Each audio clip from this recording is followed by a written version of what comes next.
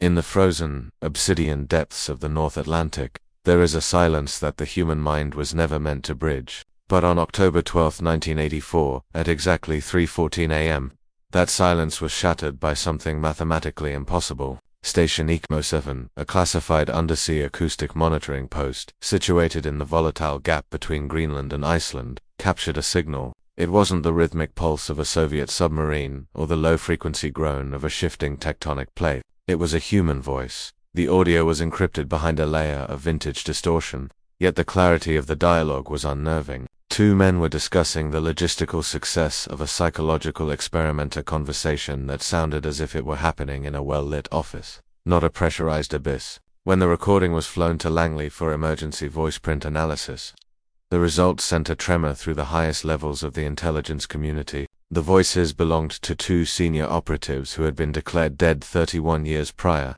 their remains allegedly lost in a 1953 plane crash over the Pacific. This was not a ghost story. This was a bureaucratic anomaly. Every document, every death certificate, and every funeral record had been erased or altered to maintain a lie that had lasted 3 decades. The file was stamped "Never open," yet we begin tonight. The only sound in the modern archive is the quiet, rhythmic hum of the server room. A soft, blue LED flickers on the console, casting long geometric shadows across the steel walls. The air in this room is filtered and cold, preserved at a temperature that prevents the decay of secrets. You can almost feel the weight of the classified folders. The ink has faded, but the truth within them remains sharp, hidden under layers of dust and digital encryption. Outside, the world moves on, unaware of the ghosts living in the machine. To understand the magnitude of what occurred at 3:14 a.m., one must first visualize the geography of the GR-UK gap. This is the Greenland-Island United Kingdom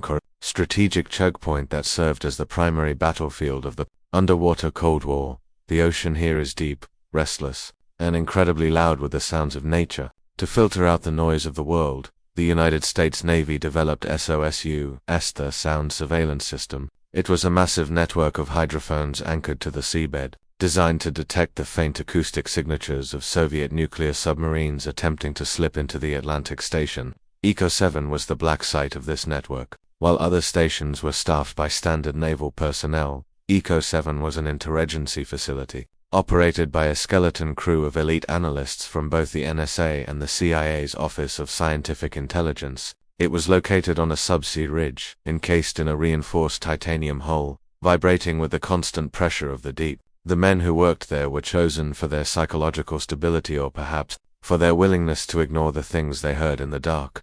On the night of October 12, the lead acoustic analyst, identified in transcripts only as analyst 402, was monitoring a low-frequency sweep. The ambient noise of the Atlantic was a steady rhythmic hiss, but at 3:13 a.m., the frequency monitors began to spike in a pattern that defied standard sonar logic. It wasn't a mechanical vibration, it was a modulated signal. 402 adjusted the gain, isolating the sound from the roar of the current. As he brought the audio through the station's main speakers, the cold air in the control room seemed to drop several more degrees. The voice that emerged from the static was calm. It was the voice of a man who sounded remarkably focused, possessing the clipped, precise cadence of a 1950s military officer. He was identified as Subject Alpha. The transition was successful, the voice stated, but the 1953 records remain unsealed. We need a secondary scrub of the manifest.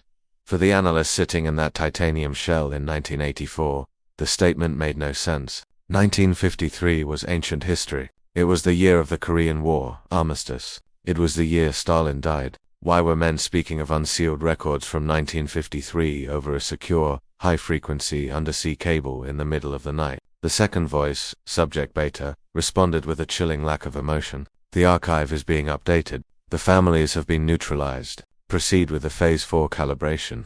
The technical implications were staggering. Undersea cables are physical entities. They have beginnings and endings. The cable that Echo-7 had tapped into was supposed to be a decommissioned liner, dead wire left over from an early 1960s experiment in long-distance acoustic communication. It wasn't connected to any modern terrestrial hub. Logically, the signal shouldn't have been there. It was as if the station had intercepted a broadcast from a ghost ship, or perhaps a ghost facility. The analyst immediately initiated a traceback protocol, attempting to triangulate the origin of the signal. The computer, a state-of-the-art Cray mainframe for its time, struggled to process the data. Every time it neared a location, the signal would phase out, shifting its frequency by exactly 12 Hz. This wasn't a natural phenomenon, it was a sophisticated frequency hopping technique that wouldn't be officially patented by the military for another several years. Whoever was speaking was using technology that was ahead of its time, while discussing events that were 30 years in the past. The paranoia within the station began to mount. Analyst 402 contacted his superior via the encrypted landline, but the response was even more unsettling than the intercept itself. His superior didn't ask for the coordinates, he didn't ask for the content of the recording, he simply said, "Secure the reel. Do not speak to the other technicians. A team is already en route." How did they know? No one had transmitted the event outside of the station's internal log. This realization hit the analyst with a wave of quiet dread. The archive wasn't just a place where files were kept. It was an active participant in the surveillance. The station itself was being watched by the very agency that operated it. The steel walls of Echo-7, once a symbol of protection against the Soviet threat, now felt like the walls of a high-tech prison. As the analyst waited for the retrieval team, he played the recording back one more time, using a specialized voice print filter. He was an expert in vocal resonance. He could tell the difference between a Russian sailor and a British diplomat just by the shape of their vowels. As he isolated the frequencies of subject alpha, a memory was triggered. He had seen a photograph of this man, not in a modern file, but in a historical briefing about the early days of the sea. Project Bluebird. The man was Captain Arthur Vance. According to the official records that every historian in America accepted as fact, Captain Vance had died on November 14, 1953. He was part of a classified flight that vanished over the Pacific Ocean. There was no wreckage, no survivors, just a memorial plaque at Arlington National Cemetery. The analyst stared at the screen, his breath hitching in the cold recycled air. If Captain Vance died in 1953, who was speaking on the tape in 1984? The voice didn't sound like a recording. It reacted to the other speaker in real time. It was dynamic. It was alive. The intellectual curiosity that drives every researcher was now replaced by a cold, analytical fear. If the government could fake a death in 1953 and keep that person working for 30 years in total secrecy, what else had they faked? The history of the 20th century began to feel like a carefully constructed play. The Cold War, the space race, the political assassinations. Were these real events? Or were they just the Phase 4 calibrations mentioned on the tape? The archive, he realized, was not a record of the truth. It was a script, and he had accidentally found a page that had been left on the floor as the minutes ticked toward 4 a.m. The atmosphere inside station Echo-7 shifted from professional alertness to a heavy, suffocating silence. The other technicians on duty were unaware of the specific nature of the intercept, but they could sense the shift in the lead analyst's demeanor. The blue-lit room, filled with the soft glow of cathode tubes and the steady blink of diagnostic LED, felt like a cathedral of lost information. Analyst 402 began to perform an unauthorized search of the station's secondary archive, a hidden partition of the hard drive meant only for emergency override data. He was looking for any mention of Project Long Sleep. The term had appeared in a redacted memo he had stumbled upon years ago during his training at Fort Meade. The memo had suggested that high-value intelligence officers whose identities had been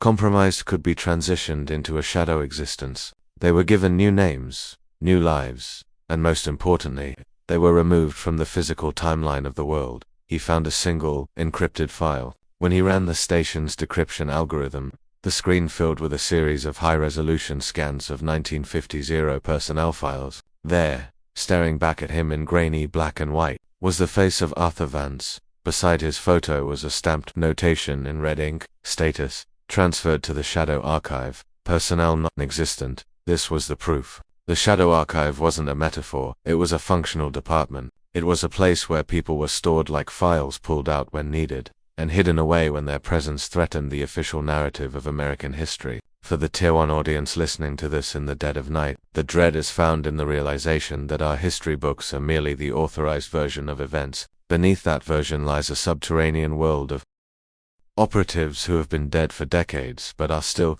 in every practical sense, on the payroll. The conversation between Vance and Subject Beta continued to loop in the analyst's headset. They began to discuss a patient zero located at a facility referred to as the Vault. They described the patient's condition. with a clinical coldness that suggested they were talking about a piece of machinery rather than a human being. "The memory remains intact," Beta said, "but the recognition of the 1984 timeline is failing. We may need to reset the sensory parameters." What kind of technology could reset sensory parameters? In 1984, the world was just beginning to understand the power of digital manipulation. But these men were talking about manipulating human perception itself. They were discussing the ability to edit a person's memory of the present moment to match a historical record that had been written 30 years prior. This was the unseen history of the Cold War, a secret war, not of missiles and spies, but of psychologists and archivists fighting over the very definition of reality. The analyst felt a bead of sweat roll down his neck. Despite the sub-zero temperatures of the ocean surrounding him, he realized that the team his superior had mentioned wasn't coming to debrief him. They were coming to reset his sensory parameters. He was no longer a witness. He was a glitch in the archive. He moved quickly, grabbing a spare reel of magnetic tape and initiating a high-speed dub of the intercept. He knew he couldn't take the original. The security sensors would detect its removal. But a copy, hidden inside the casing of a standard maintenance log, might stand a chance. He was no longer just an analyst. He was a smuggler of forbidden history. The steel architecture of the station, once his home, now felt like a predatory entity, its sensors tracking his every move. The team arrived at 4:22 a.m. They didn't come by submarine. They arrived via a pressurized diving bell that had been lowered from a silent, unmarked ship on the surface. When the hatch opened, the men who stepped out didn't look like naval officers. They wore dark, non-reflective suits and carried specialized equipment cases that bore no logos or identification numbers. They moved with a synchronized mechanical precision that suggested they had done this hundreds of times before. The lead operative approached Analyst 402. He didn't ask for the tape. He didn't ask what he had heard. He simply held out a hand and said, "The anomaly has been corrected. Hand over the secondary log." The word anomaly hung in the air like a death sentence. To these men, the voices of Arthur Vance and the 30 years of hidden history they represented weren't a mystery to be solved. They were an error to be deleted. As they escorted the analyst toward the diving bell, he caught one last glimpse of the monitor. The frequency spike was gone. The ghost frequency had returned to the silence of the North Atlantic. But as he was pulled into the dark, he felt the small, hard shape of the hidden tape in his pocket. He had saved a fragment of the truth. He had taken a piece of the shadow archive with him. For the American audience, the true terror isn't that the government has secrets. It's that the secrets are so well integrated into our lives that we can't tell where the lie ends and the truth begins. We walk through a world built on redacted files and erased men. We sleep in the quiet comfort of a history that has been sanitized for our protection. But somewhere, deep beneath the ocean, the cables are still humming. The dead are still talking. And the archive is still waiting for the next 3:14 a.m. glitch to remind us that we are not alone in the timeline. The aftermath of the Echo-7 incident provides the most damning evidence of the Shadow Archive's reach. Within a month, the station was officially mothballed due to structural instability. The technicians were reassigned to disparate locations: Diego Garcia, the Aleutian Islands, and remote listening posts in the Australian outback. They were never allowed to work together again. The archive had performed a social ensuring that no two witnesses could ever compare notes. Analyst 402, however, did not go quietly. Before he was moved to his new post, he managed to leak a series of encrypted notes to a contact in the academic world, a historian who specialized in lost aviation of the 1950s. These notes contained the frequency coordinates of the 3:14 a.m. intercept and the voice ID numbers for Vance and Thorne. For years, these notes circulated in the underground research community, dismissed as a modern myth by the mainstream press. But for those who knew how to read between the lines of government budget reports, the Echo-7 anomaly became a foundational text of modern paranoia. Why would the government go to such lengths to preserve two men from 1953? The answer lies in the nature of the patient mentioned in the recording. Archival researchers have theorized that the patient wasn't a person, but a prototype, a biological storage device.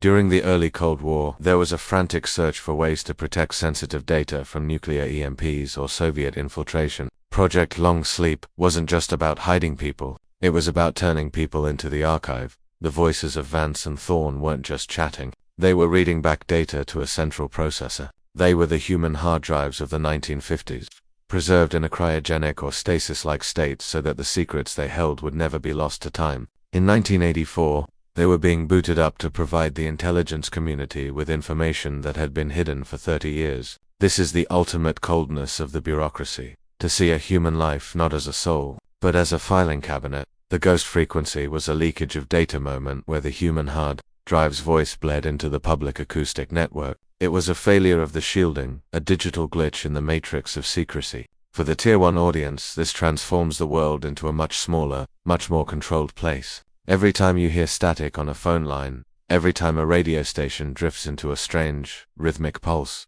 you have to wonder, is it a malfunction, or are you catching a glimpse of the shadow timeline? The Echo-7 files remain classified to this day. When FOIA requests are filed for the station's logs from October 1984, the response is always the same: no records found. The government has successfully erased the eraser. They have buried the station, the technicians, and the tape. But the intellectual curiosity of the human spirit cannot be so easily suppressed. We look at the gaps in our history, the lost years of famous operatives, and the unexplained plane crashes of the 1950s, and we see the outlines of the shadow archive. The quiet dread that follows the Echo-7 story is the realization that we are living in a curated reality. Our history is a garden that has been weeded of anything that contradicts the official narrative, but the weeds are still there, growing in the cracks of the archive. They are the voices of the men who died in 1953 and spoke in 1984.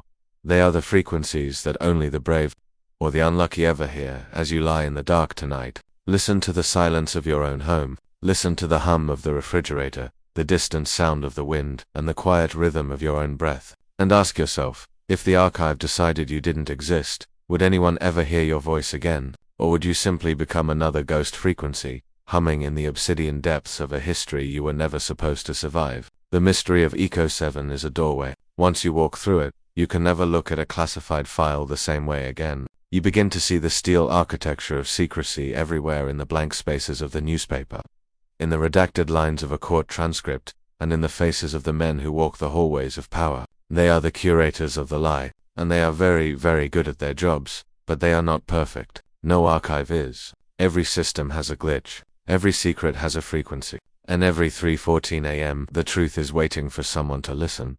The intercept was only the first piece of the puzzle. While the voices proved these men existed in 1984, the real terror was found in the laboratory. When the NSA ran the forensic prints, they didn't just find a match, they found something that defied the laws of biology. We move now from the sounds of the deep to the impossible science of the voice prints. When the signal from station Echo-7 arrived at the NSA's Specialized Signal Intelligence Laboratory in Fort Meade, it was treated as a corrupted filer digital anomaly that defied standard decryption. But the hidden truth lay within the vocal frequencies. After 72 hours of isolating the audio from the North Atlantic static, the forensic spectrograph produced a result that should not exist in our physical reality. The computer identified a 99.9% biological match for Captain Arthur Vance and lead researcher Elias Thorne. The classified records stated these men were erased from the living world on a Tuesday morning in 1953, their bodies allegedly vaporized in a high-altitude plane crash.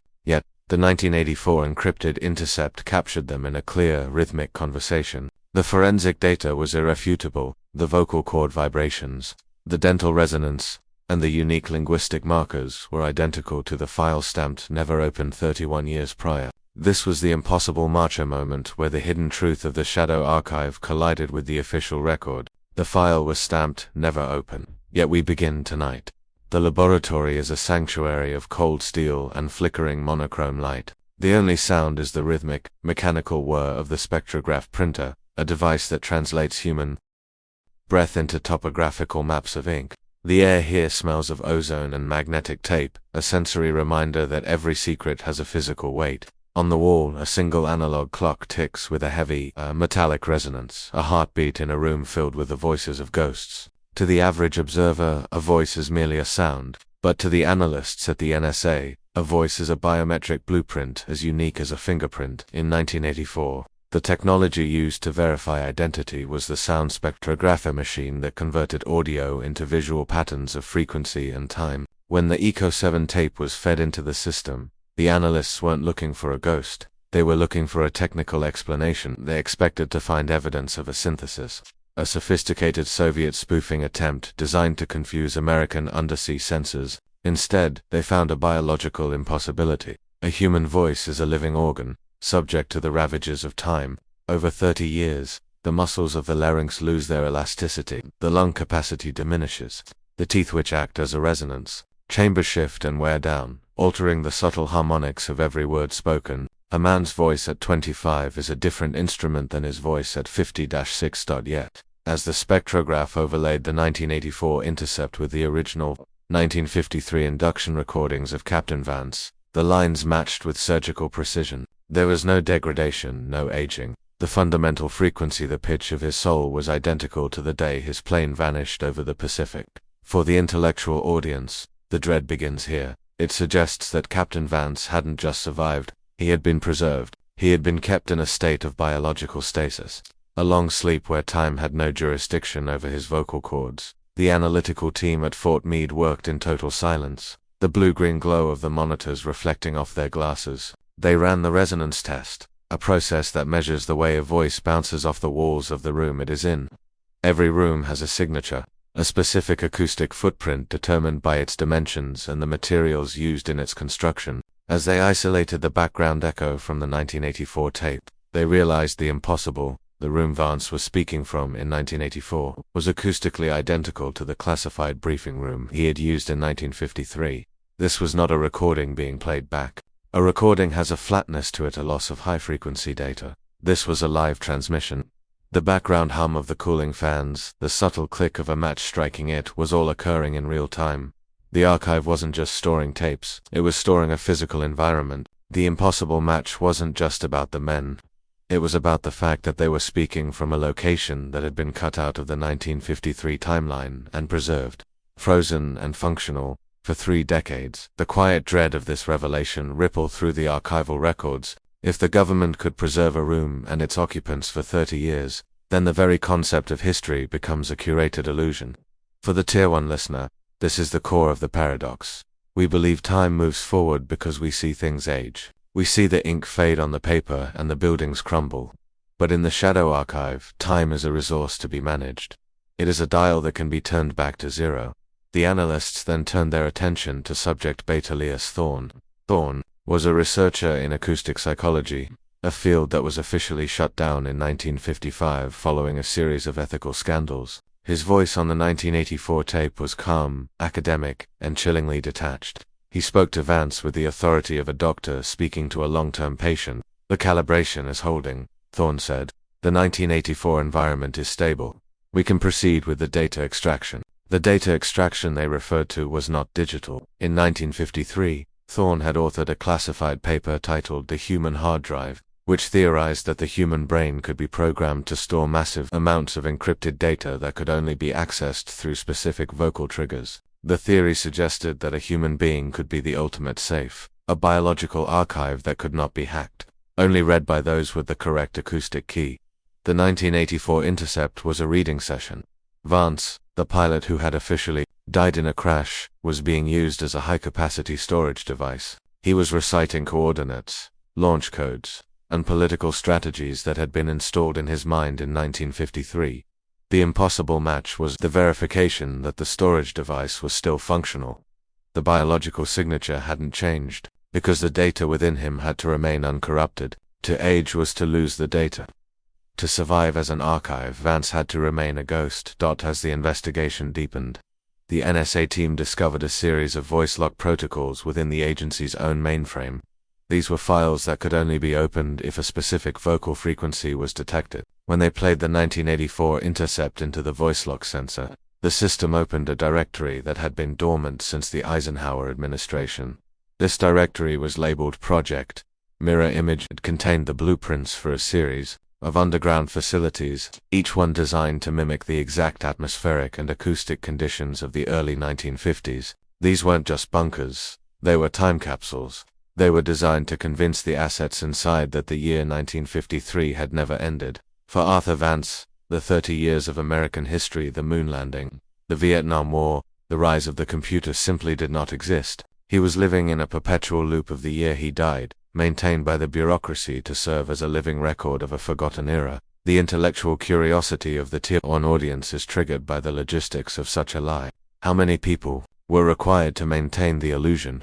How much electricity was consumed to keep the 1953 rooms at the perfect temperature?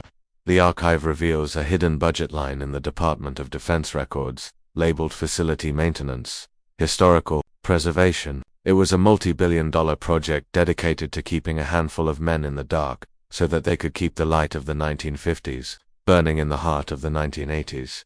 The deeper the analysts at Fort Meade went into the spectrographic data, the more they realized that the impossible match was not just a result of biological preservation, but of something far more experimental. In the world of 1984 forensics, there was a theory known as acoustic imprinting. It suggested that if a human voice was subjected to high-frequency electromagnetic fields over a long period, the voice would begin to take on the characteristics of those fields. It would become locked into a specific harmonic state. When the NSA team applied a deep layer filter to the 1984 recording, they found a hidden layer of sound, a subvocal hum that was oscillating at exactly 60 Hz. This is the frequency of the American power grid, but more importantly, it was a specific frequency of the vacuum tube technology used in the 1950s. The voice of Arthur Vance wasn't just matching his 1953 self.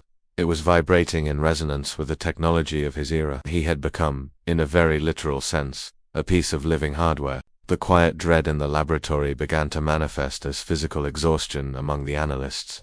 They were staring into a mirror of history that refused to show their own reflection. They were looking at a man who was both a veteran of the past and a prisoner of the present. The intellectual weight of the shadow archive was becoming a burden. One analyst, whose personal diary was later seized by the agency, wrote, "We are not studying a voice, we are studying a tomb that refuses to stay shut." The acoustic key theory gained traction when the team found a series of trigger phrases in Elias Thorne's archived research papers. Thorne believed that the human voice could act as a biological password. On the 1984 tape, Thorne can be heard asking Vance to repeat the phrase, "The ink is dry, but the blood is still wet." When Vance spoke these words, the spectrograph showed a sudden, violent spike in the 15,000 Hz range of frequency, far above the normal human vocal range. This supersonic spike was the key. It was a digital signal hidden within a human word. For the American audience, the paranoia is fueled by the realization that our very speech can be weaponized or used as a carrier for encrypted information without our knowledge. Vance wasn't just talking, he was transmitting. He was a human modem, his voice carrying the hidden truth of the shadow archive across the undersea cables of the Atlantic. The impossible match was the only way to ensure the modem never failed. If the voice changed, the encryption would break. The team then cross-referenced the 1984 intercept with a series of unexplained data bursts that had been detected by the NSA throughout the late 70s. These bursts were always 42 minutes long, the exact length of the Echo-7 recording. They were always high frequency, and they always originated from the North Atlantic. The realization hit the team like a physical blow. Vance and Thorne had been calling home for years. Echo-7 was just the first time the system had failed to hide the call. The bureaucracy of the Shadow Archive had built a worldwide network of acoustic mirrors, stations designed to catch these human transmissions and funnel them back to a central hub in Virginia. But on October 12, 1984, an atmospheric anomaly, likely a solar flare, had disrupted the mirrors. The transmission had leaked into the standard SOSA's hydrophones for 42 minutes. The most classified secret of the 20th century was audible to anyone with the right equipment. The forensic report for Subtitle 2 concludes with a terrifying observation. While the match for Vance and Thorne was 99.9% accurate, the computer flagged a 0.1% variance in subject beta's voice. This variance wasn't due to aging. It was due to the fact that subject beta Elias Thorne had a metallic resonance in his voice that was not present in 1953. It was the sound of a mechanical laryngeal implant. Thorne hadn't just been preserved, he had been upgraded. The man who had disappeared in 1953 was now a cyborg, a blend of mid-century biology and late-century electronics. He was the architect and the inhabitant of the archive, a being whose only purpose was to ensure the impossible match remained perfect. The dread for the listener is the realization that the people running the Shadow Archive may no longer be entirely human. They are the living embodiment of the files they protect, cold, immortal, and analytical. As the NSA laboratory finalized its report on the impossible match, the atmosphere of intellectual curiosity was replaced by a cold, bureaucratic finality. The analysts who had spent weeks staring at the spectrographs were suddenly ordered to undergo a mandatory health screening. In the world of the Shadow Archive, a health screening is often a euphemism for a psychological assessment or a memory wipe.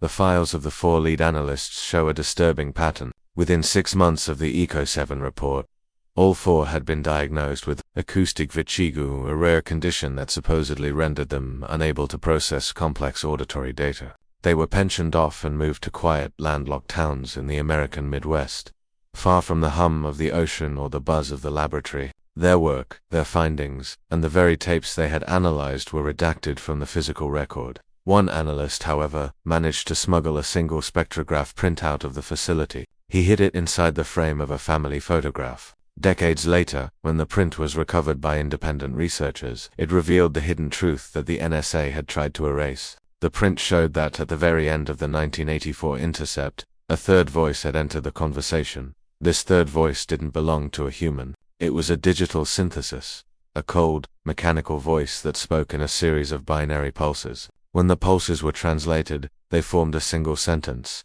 The archive is full. Prepare the transition.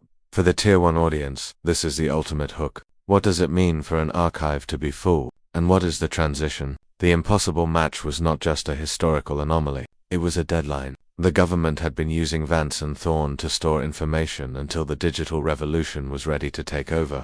By 1984, the transition from biological storage to silicon storage was nearly complete. The ghost frequency of Echo-7 was the sound of the old world being deleted. The men who had been preserved since 1953 were no longer needed. They were obsolete files in a system that was upgrading to a new, even more terrifying form of secrecy. The intellectual dread of Subtitle 2 concludes with the realization that the archive does not just store the past, it consumes it. Once a piece of history has been filed, it no longer belongs to the people who lived it. It belongs to the cold, analytical machine of the state. The impossible match was the last gasp of a 1950s conspiracy, a final echo of a world where the human voice was still the ultimate key. Now, as we look back at the Echo-7 incident from the perspective of the 21st century, we see it as a turning point. It was the moment the Shadow Archive moved from the basement to the cloud. The voices of Vance and Thorn may have been erased, but the frequency they occupied is still there,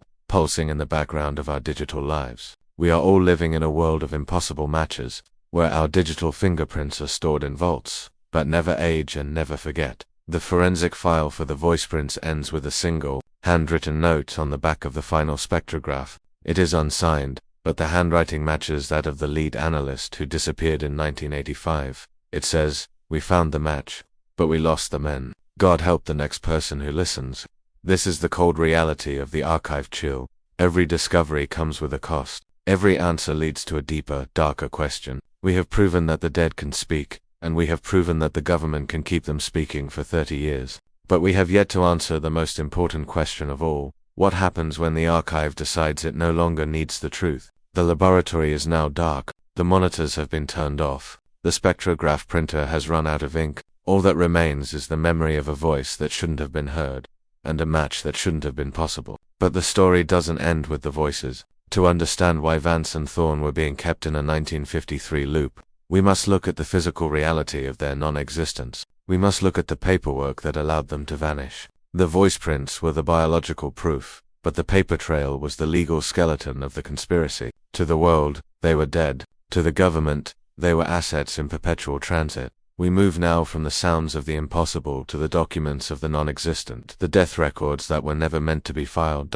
In the rigid, ink-stained world of government bureaucracy, a human being is not truly dead until the paper says so. But for the men of the 1953 C-124 Globemaster crash, the paper tells a lie so perfect it has survived for over 70 years, while the public file lists the incident as a total loss with no survivors. A classified internal ledger exists within the Social Security Administration of Ledger where the dead are still drawing a salary. This is the anomaly of the Shadow Archive, a collection of death certificates that contain encrypted serial numbers belonging to a block of voided records. These men were not killed. They were erased. Their biological lives continued while their legal identities were systematically dismantled and moved into a classified living folder. Every signature was forged, every probate record was falsified, and every memory held by the public was neutralized by a hidden truth buried under layers of state-sanctioned forgery. The bureaucracy created a state of non-existence, transforming living soldiers into ghosts that still occupy the government's payroll. The file was stamped, "Never open, yet we begin tonight." The archive room is a cathedral of silence, where the only movement is the slow, rhythmic dance of dust motes in the beam of a single green-shaded desk lamp. The air is heavy with the scent of aged iron-gall ink and cold, stagnant oxygen. Beneath your fingers, the texture of the manila folders feels brittle, a tactile reminder of the decades of silence they have enforced. A distant, mechanical clock ticks with a heavy, brass resonance, measuring time in a room where history has been frozen. To understand how a person can be legally deleted, one must examine the anatomy of a 1950s death certificate. In that era, the document was the ultimate anchor of reality. It was the key that unlocked life insurance, settled debts, and allowed a widow to move forward. For the families of Arthur Vance and Elias Thorne, the certificates they received were indistinguishable from any other. They bore the official seal of the Department of Defense and the signature of a presiding medical officer. Beneath the surface of the ink, there was a fatal flaw, a hidden marker intended for archival eyes only. When these certificates are viewed under a specialized ultraviolet light, a secondary serial number appears. This number does not correspond to the National Vital Statistics System. Instead, it belongs to the zero-sum registry, a block of records reserved for assets whose deaths were a logistical necessity, not a biological reality. The intellectual dread of this discovery lies in the clinical precision of the act. The government didn't just hide the men, they weaponized the paperwork against their own families. By issuing a voided certificate, the state ensured that any future inquiry into the men's whereabouts would be met with a closed door. To a lawyer or a census taker, Arthur Vance died in 1953. To the Shadow Archive, he was simply status, administrative transition. He was a man with a pulse but no name, a soldier with a rank but no record. The paperwork of non-existence extends far beyond the death certificate. To maintain the lie, the bureaucracy had to scrub the men from the Social Security master files. In the early 1950s, this was done manually, using a process known as redlining.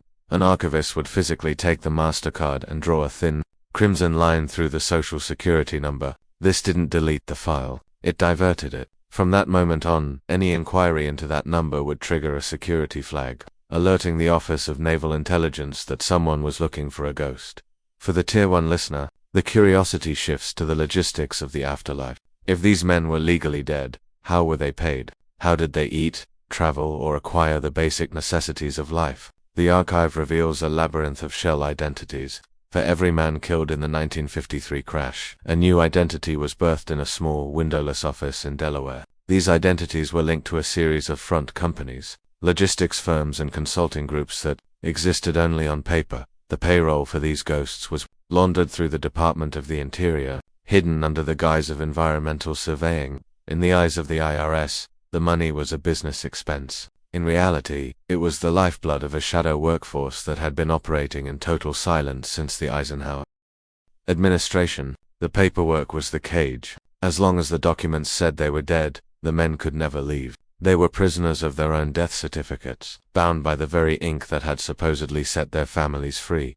The reflection on this system brings a quiet, analytical chill. We often think of erasure as a violent act, a burning of books or a purging of people. But the Shadow Archive teaches us that true erasure is quiet. It is a series of stamps, a misfiled folder, and a redirected check. It is the slow, cold application of a void stamp over a human life. By 1955, the erasure of Arthur Vance was so complete that even his childhood medical records had been lost in a localized warehouse fire. The bureaucracy had not just killed his future, it had consumed his past. As we look deeper into the classified living folders, we find the condolence protocol. This was a set of instructions given to the agents who delivered the news of the 1953 crash. They were trained in grief management, but their true purpose was observation. They were there to ensure that no personal items, journals, letters, or photographs remained in the hands of the families that might contradict the official narrative. The paperwork of non-existence required the total cooperation of the physical world.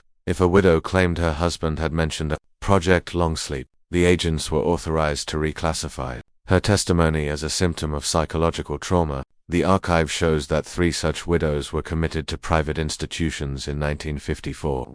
Their voices silenced by a secondary layer of medical paperwork. The paperwork of non-existence isn't just a record of the dead. It is a weapon used against the living too. Protect the integrity of the archive. This is the unseen history that the Tier 1 audience seeks, the realization that the stability of our society is built upon a foundation of redacted lives. We trust the records because we have to. We believe the death certificates because without them, our legal system collapses. But the Shadow Archive proves that for every 10 true records, there is an 11th that has been modified, edited, and hidden. We are walking through a graveyard of paper, unaware that beneath our feet, the dead are still breathing, still working, and still waiting for their files to be unsealed. The true complexity of the paperwork of non-existence revealed itself in the 1960s, as the government began to transition from paper ledgers to early mainframe computers. This transition presented a dangerous moment for the Shadow Archive. A computer, unlike a human archivist, does not understand the nuance of a voided record. If a social security number is active, the computer processes it to prevent the ghosts from appearing on a digital printout. The NSA developed what became known as the high-level bypass. This was a piece of software code, a literal ghost in the machine that sat between the Social Security Administration's database and the public-facing terminals. When the system encountered one of the classified living numbers, the bypass would instantly reroute the data to a secure server located at an undisclosed facility in Maryland. To the public-facing clerk, the record appeared as file not found, but on the Maryland server, the file was vibrant, tracking every cent of the operative's shadow salary and every day of their post-death service. For the intellectual observer, the high-level bypass is a chilling precursor to the modern surveillance state. It proves that even at the dawn of the digital age, the government had already mastered the art of digital erasure. They could make a person exist and not exist simultaneously, depending on who was asking. This wasn't just a secret, it was a dual-layered reality. The paperwork was no longer just physical, it was a ghost frequency within the electronic architecture of the nation. The logistics of the Delaware shell system also evolved during this period. To the outside world, these companies' names like Atlantic Maritime Consulting or Keystone Logistics looked like boring mid-level firms. They paid taxes, they rented office space, and they even filed annual reports. But the archive shows that these offices were often empty, staffed only by an automated phone answering service. Their only purpose was to provide a legal anchor for the non-existent men. If Arthur Vance, operating under a shadow alias, was ever stopped by a police officer or questioned by a bank, his employee ID would lead back to one of these firms. A call to the office would be answered by a human resources agent who was, in reality, a CIA operative trained to verify the alias. The paperwork of non-existence was a complete, 360-degree ecosystem. It provided the men with a shadow history, a past, a job, and a credit rating, all built upon the foundation of their official deaths in 1953. But the most unsettling aspect of this system was the probate loophole. In American law, when a person dies, their estate goes through probate. This is a public process, intended to ensure that debts are paid and assets are distributed. For the men of the 1953 crash, the government had to bypass this public scrutiny. They did this by assigning a special master of the court, a judge with a high-level security clearance who would preside over the probate in a closed hearing. These hearings were never recorded in the public docket. The special master would sign the documents, declare the estate settled, and then seal the records for 99 years. This ensured that the families received their inheritance and insurance payouts without ever seeing the voided death certificates or the shadow ledger. The paperwork was handled with such surgical precision that the families never suspected they were being compensated with grief subsidies, money that was actually the operative's own salary, laundered through the estate settlement. The quiet dread for the Tier 1 audience comes from the realization of how easily the legal system can be manipulated in the name of national security. The probate court, the tax office, the Social Security Administration, these are the institutions we trust to define our reality. But the Shadow Archive proves that these institutions are, in fact, porous. They can be edited, they can be hollowed out, and they can be used to hide the living among the dead for decades at a time. As we reflect on the men who inhabited this paperwork non-existence, we must consider the psychological toll of living as a ghost. To the world, your name is on a plaque in a cemetery. Your children have grown up believing you are ash. You are still alive, but you have no legal right to your own face. You exist only in the classified living folder, a human asset whose value is tied to your total erasure. The archive shows that many of these operatives suffered from identity dissociation, a condition where they began to believe their own death certificates. In the late 1970s, a whistleblower within the Social Security Administration, a man whose identity has been scrubbed but whose notes survived in the archive. To notice the bypass, he realized that thousands of dead people were still active in the Maryland server. He began to compile a list, which he called the Lazarus file. His notes describe a sense of intellectual horror, the realization that the American government was maintaining a secret population of thousands of legally dead citizens, a shadow nation living within the borders of the visible one. Before he could go public, the whistleblower disappeared. His Lazarus file was seized, and every digital trace of his inquiry was erased. But his notes mention one specific detail that continues to haunt archival researchers: the transition protocol. He believed that once an operative reached a certain age, their classified living status was terminated, and they were finalized. This suggests that the paperwork of non-existence has a final, dark chapter, a point where the ghost is finally, truly, laid to rest. The paperwork of non-existence is not just a historical curiosity, it is a blueprint for the modern age of digital ghosts. In a world where our identities are increasingly defined by our data, the ability of a state to edit that data is the ultimate power. We are all, in some way, at the mercy of the archive. We exist because the server says we do, and if the server ever decides to move us into the classified living folder, would any of us have the strength to prove we are still alive? The 1980s brought a new challenge to the shadow archive: the rise of the internal auditor. As the government grew in size and complexity, the ability to hide ghost payrolls became more difficult. In 1983, a routine audit of the Department of Defense's miscellaneous personnel budget flagged a discrepancy of $400 million. The money was being funneled into a series of accounts that appeared to be linked to deceased veterans of the Korean War. The auditor, a man trained in forensic accounting, followed the paper trail into the basement of the National Archives. He was looking for the original death records of the men whose accounts were still drawing funds. What he found was the voided block: thousands of death certificates that looked perfect but had no corresponding entry in the public mortality databases. He had found the shadow ledger, the physical evidence of the government's non-existence protocol. The intellectual dread of the auditor's report is found in its clinical detachment. He didn't describe it as a conspiracy. He described it as a systemic accounting anomaly. He noted that the dead men were being paid at a rate that far exceeded their original military rank, suggesting they were performing high-level work long after their official deaths. He also noted that their tax contributions were being redirected into a secret fund used to maintain the 1953 facilities we discussed earlier. Before the auditor could present his findings to a congressional committee, his office was restructured. Every document he had collected was reclassified under Executive Order 12,356, a regulation that allowed the government to hide information that might cause exceptionally grave damage to national security. The auditor was reassigned to a remote office in the Midwest, and the ghost payroll was moved to an even deeper level of the archive, hidden behind a new layer of digital encryption. This final audit serves as a reminder that the paperwork of non-existence is not a passive record. It is an active, self-correcting system. Whenever a leak occurs, the archive adapts. It creates new folders, new front companies, and new ways to hide the dead among the living. The hidden truth is that the bureaucracy is more resilient than the people it serves. It has a memory that spans generations, and it has a patience that is almost inhuman.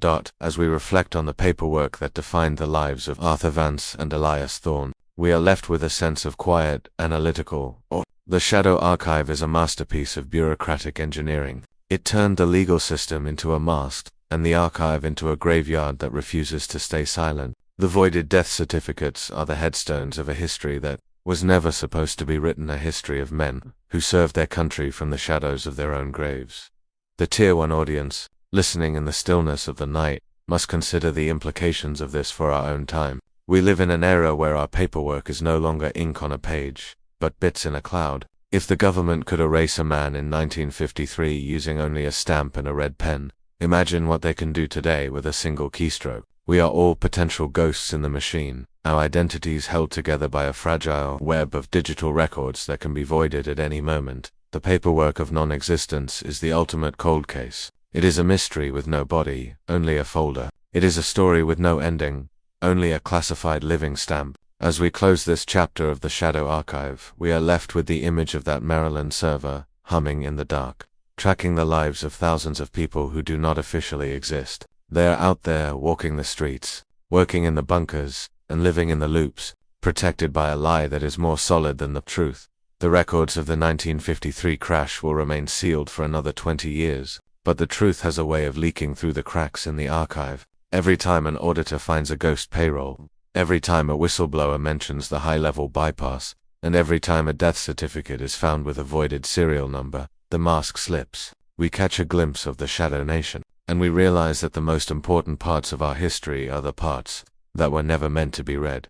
But the paperwork was only the legal framework for the erasure. To understand why the government needed to hide these men, we have to look at the physical reality of their survival. We have to look at the facilities where they were kept, the science that allowed them to cheat the grave, and the project that birthed the Shadow Archive in the first place. The paperwork was the cage, but the facility was the cell. The ink is dry, the stamps have been applied, the dead have been filed, but the archive is not a static place. It is a living, breathing entity that is constantly updating its records. And as we turn the page, we move from the documents of the dead to the architecture of the immortal. We move from the paperwork to the place where the long sleep actually began. The paperwork proved they weren't dead, but it didn't explain how they stayed young. To find that answer, we must descend beneath the Greenland ice sheet, to a facility that doesn't appear on any map. It was there, in the sub-zero silence, that the government initiated the most terrifying phase of the project, the physical preservation of the human asset. Within the deepest, most classified layers of the Central Intelligence Agency's historical records, there exists a list of names that should have been erased decades ago. This is not a list of veterans or retirees, but of shadow personnel, men and women who have remained on the active payroll while officially residing in cemeteries across America. This is the anomaly of Project Long Sleep, a 1950s initiative born from a hidden truth, that the government's most valuable assets were too dangerous to let die and too compromised to keep in the light. The project utilized an encrypted biological protocol to place high-level operatives into a state of metabolic stasis, essentially turning them into living, breathing files that could be stored for generations. When the world moved on, these operatives remained frozen, their identities protected by a hidden truth that redefined the boundary between service and survival. They were the ultimate insurance policy for a nation in perpetual conflict. The file was stamped never open, yet we begin tonight. The air in the long-term storage facility is unnervingly still, carrying the faint metallic scent of liquid nitrogen and sterilized steel. Here the modern archival mood is one of clinical silence, punctuated only by the distant, rhythmic hum of a cryogenic cooling system that has not failed since 1958. Under the pale blue glow of the emergency lights, the rows of stainless steel canisters look less like medical equipment and more like a library of human history, each one housing a secret that time was never meant to touch. To comprehend Project Long Sleep, one must return to the feverish paranoia of the early Cold War. In the 1950s, the intelligence community faced a unique problem: the rapid turnover of human intelligence. An operative could spend 20 years learning the inner workings of the Kremlin, only to become useless as they aged or as their cover was eventually blown. The CIA's Directorate of Science and Technology sought a way to pause these experts, to preserve their knowledge and their physical state until the perfect moment for their reactivation arrived.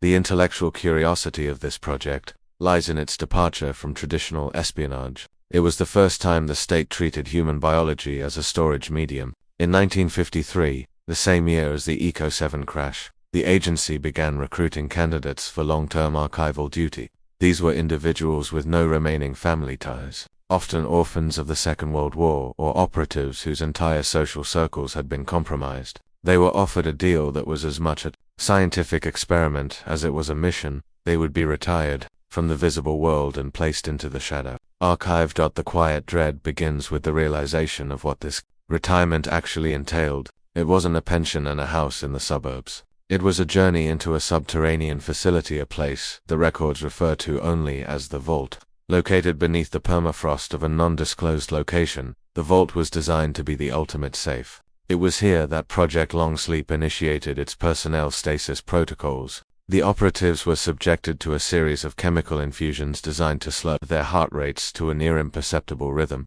effectively stopping their biological clocks. For the Tier 1 audience, the hypnotic nature of this story is found in the logistics of the non-living. The CIA had to maintain a shadow bureaucracy just to manage these frozen assets. Every operative in stasis had a caretaker, a rotating staff of doctors and archivists, whose only job was to monitor the canisters and ensure the shadow payroll continued to circulate. This was not a small operation. The archive shows that by 1965, there were over 200 individuals sleeping in the vault, representing a collective century of intelligence expertise that the government refused to let go of. The reflection on this system reveals a cold, analytical disregard for human agency. Once an operative entered Project Long Sleep, they ceased to be a person and became a personnel asset. They were indexed, categorized, and filed away. Their memories were treated as data points, and their bodies were treated as hardware. The archive records show that these shadow personnel were audited every 5 years. They would be partially revived, brought into a state of semi-consciousness so that they could be debriefed on any new developments in their specialized fields. These waking audits were described in the files as harrowing experiences. The operatives would wake up in a world they didn't recognize, surrounded by technology they couldn't understand, only to be questioned by men who looked like the ghosts of their former colleagues. After the debriefing, they were refiled, put back into the cold dark of stasis until their next scheduled audit. This cycle created a psychological fragmentation that the project's lead scientists, including the infamous Elias Thorne, viewed merely as a technical side effect. The intellectual dread deepens when you consider the shadow payroll. To maintain the legal illusion that these people were still part of the system, the government created thousands of fake bank accounts and shell companies. These accounts were used to buy property, pay taxes, and even contribute to Social Security, all in the names of the frozen operatives. It was a massive, self-sustaining financial loop designed to keep the shadow personnel legally alive in the eyes of the law, even as they sat in steel canisters miles below the earth. By the late 1970s, Project Long Sleep had become a sprawling, invisible empire within the CIA. It had its own supply lines, its own security force, and its own secret budget. But as the world transitioned into the digital age, the project faced a crisis of relevance. The data stored in the minds of the 1953 operatives was becoming obsolete. The launch codes they held were no longer valid. The political secrets they guarded were now public knowledge. The archive was full of high-quality information about a world that no longer existed. Instead of shutting the project down, however, the bureaucracy doubled down. They realized that these shadow personnel could serve a new purpose. As a legacy control group, they were the only people on Earth who truly remembered the world before the digital revolution, a world where secrets were kept in ink and blood, not bits and bytes. They were the final backup of the American 20th century. The hidden truth of the 1980s was that the government was keeping these ghosts alive, not for what they knew, but for how they knew it. The analytical chill of the Project Long Sleep files is most intense when looking at the candidate profiles. These were not just soldiers. They were linguists, codebreakers, and even artists. Each one was chosen for a specific intellectual trait that the agency deemed immortal. The archive reveals a disturbing level of detail about their psychological conditioning. Before being placed in stasis, they were subjected to memory anchoring, a process designed to ensure that their primary intelligence remained intact. Even after decades of being frozen, they were forced to memorize thousands of pages of text, which they were then asked to recite under extreme stress. These texts weren't just mission data. They were cultural anchors, poems, historical speeches, and philosophical treatises. The goal was to create a human archive that was resistant to the decay of the soul. When you listen to the 1984 Echo-7 Intercept, you are hearing the result of this anchoring. The voices of Vance and Thorne sound so calm, so academic, because they are reciting a script that has been burned into their minds through years of conditioning. As we delve into the dark architecture of the vault, we find evidence of storage anomalies. Not every operative survived the long sleep intact. Some canisters failed, leading to what the records call partial thawing. The descriptions of these events are clinical and horrific. The archive notes that in cases of partial thawing, the operatives would regain a primitive level of consciousness while still being physically immobilized. They would spend weeks or months in a sensory void, their minds looping through their anchored memories until they eventually suffered a total psychological collapse. These broken assets were not discarded. In the cold, analytical logic of the shadow archive, even a broken mind has value. They were moved to a different section of the facility, the research annex, where scientists like Thorne studied the effects of long-term isolation on the human psyche. This research would later form the basis for the agency's most controversial interrogation techniques, The hidden truth is that the horrors of modern psychological warfare were born in the sub-zero silence of Project Long Sleep. The Tier 1 audience, listening in the stillness of the night, must ask, who is running the project today? The archive indicates that Project Long Sleep was never officially decommissioned. It was merely re-indexed and moved to a higher level of classification. In the age of AI and genetic engineering, the idea of shadow personnel has only become more viable. We live in a world where the lines between the living and the data are blurring, and Project Long Sleep was the first step into that dark future. As the cooling fans hum and the monitors flicker in the dark, the shadow personnel remain. They are the silent witnesses of our history, the ghosts who are still on the clock. They are waiting for the day when the archive decides it's time for them to wake up and tell us what we've forgotten. But as the Echo-7 incident proved, sometimes the archive talks even when it's not supposed to, and when it does, the truth is colder than anything we could have imagined. To sustain a population of shadow personnel for over half a century requires more than just medical technology. It requires a specialized form of architecture. The files describe the vault not as a bunker, but as an autonomous archival habitat. It was designed to function for up to 100 years without any contact from the surface. This autonomy was critical. During the height of the Cuban Missile Crisis, the Shadow Archive was moved to a black status, a protocol that would keep the frozen operatives alive even if the rest of the world was consumed by nuclear fire. The engineering of the stasis canisters was a marvel of the 1950s aerospace industry. Each unit was self-contained, with its own power source and a primitive but effective life support system.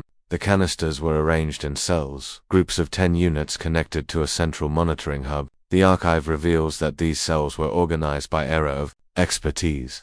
There was the 1953 cell, the 1962 cell, and the 1974 cell. This organization ensured that the agency could retrieve a specific historical perspective whenever a modern crisis required it. For the intellectual observer, the most fascinating aspect of the vault's architecture is the debriefing theater. This was a room located at the center of the facility, designed to look exactly like a standard CIA office from the 1950s. It had the same mahogany desks, the same rotary phones, and even the same brand of cigarettes in the ashtrays. When an operative was awakened for an audit, they were brought to this room to minimize chronological shock. The goal was to make them feel as though they had only been asleep for a single night, ensuring that their intelligence remained fresh and unclouded by the passage of time. However, the atmospheric maintenance records show that this illusion was difficult to maintain. The smell of the air, the quality of the light, and even the background noise of the surface had all changed significantly since the 1950s. Operatives often reported a sense of uncanny dread during their audits, a feeling that the world around them was a simulation, a paperwork reality built by the archive to keep them productive. This psychological friction led to the development of the hypnotic re-entry protocols, where operatives were fed a series of pre-recorded audio tracks while being put back into stasis, designed to smooth over the inconsistencies of their waking moments. The quiet dread of Project Long Sleep is amplified when you consider the caretaker rotation. These were the only living people allowed inside the vault to ensure the security of the project. These doctors and engineers were themselves subjected to a form of social erasure. They were required to live inside the facility for 3-year shifts, with no contact with the outside world. When their shift was over, they were given a memory scrub, a light version of the conditioning used on the operatives to ensure they could never reveal the location or the nature of the Shadow Archive. Archive reveals that the caretakers often developed a strange, symbiotic relationship with the frozen assets. They began to view the canisters as their only companions. Some doctors would spend hours talking to the sleeping operatives, reading them news reports or playing them music from their own eras. This ghost bonding was viewed as a security risk by the agency, but it was tolerated because it kept the caretakers sane in the crushing isolation of the subterranean silence. The hidden truth is that the Shadow Archive was a society of the frozen and the forgotten. The intellectual curiosity of the Tier 1 listener is triggered by the shadow budget that funded this subterranean world. In the 1960s, the cost of maintaining the vault surpassed the cost of many overt military operations. The agency justified this by labeling the project as future intelligence infrastructure. They argued that the frozen operatives were non-depreciating assets. Their value would only increase as the world around them became more complex and less stable. The impossible math of Project Long Sleep was that the government was spending millions of dollars to keep people from dying, just so they could be used as a historical reference point by the early 1980s. However, the future had arrived, and it didn't look like the 1950s. The rise of digital surveillance and satellite imagery made the human-centric intelligence of the shadow personnel seem archaic. This is when the Echo-7 incident occurred. The archive shows that the ghost frequency was not just a technical glitch, but a symptom of a larger systemic failure. The shadow personnel were beginning to leak into the modern world. Their anchored memories were so strong that they were physically resonating with the undersea cables, creating acoustic ghosts that the standard surveillance network was never meant to hear. The analytical response to the Echo-7 leak was a facility-wide recalibration. The archive shows that the temperature in the vault was lowered by another 5 degrees, and the chemical infusions were intensified. The shadow personnel were pushed even deeper into the cold dark, but the leak had already done its damage. The hidden truth was now out there, a digital phantom in the NSA's mainframe. The bureaucracy had to work overtime to erase the evidence, leading to the physical dismantling of Station Echo-7 and the social erasure of its staff. But what happened to the operatives themselves? The records of Project Long Sleep after 1985 become increasingly fragmented. There are mentions of a relocation protocol, suggesting that the canisters were moved from the vault to an even more remote location. Some researchers believe they were moved to a facility beneath the Antarctic ice sheet, while others believe they were digitized. Their biological consciousness is uploaded into a primitive form of artificial intelligence. The impossible match of the voice prints suggests that whatever happened, the assets are still functional.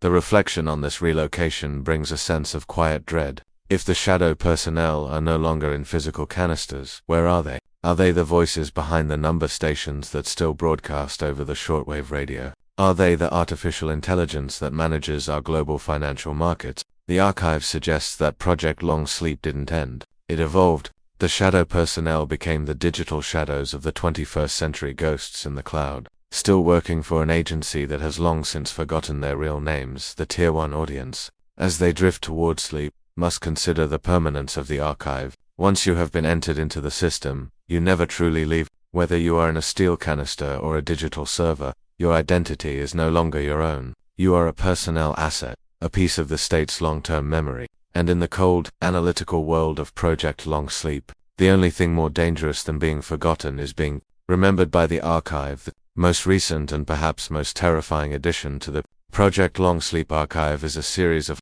unverified intercepts from the year 2012. These recordings, which have been scrubbed from every public server, contain the same vocal signatures as the 1984 Echo-7 tape. The voices of Arthur Vance and Elias Thorne are heard once again, discussing the final calibration of a project they refer to as the Sentinel. In these 2012 recordings, the acoustic purity of their voices is even more pronounced. They don't sound like men in their 80s. They sound exactly as they did in 1953. This suggests that the long sleep was not just a preservation of the past, but a conquest of the biological aging process itself. The shadow personnel are the only people in history who have lived for 60 years without ever growing old. They are the first true, immortal assets of the American state. The intellectual dread of this revelation is found in the Sentinel project. The archive hints that this is a global surveillance system that uses the preserved consciousnesses of the shadow personnel as its moral compass. Because these men were frozen in the 1950s, they possess a predigital, pre-cynical view of the world. The agency uses them to verify the decisions made by modern algorithms, ensuring that the state's actions remain aligned with the original intent of the Cold War.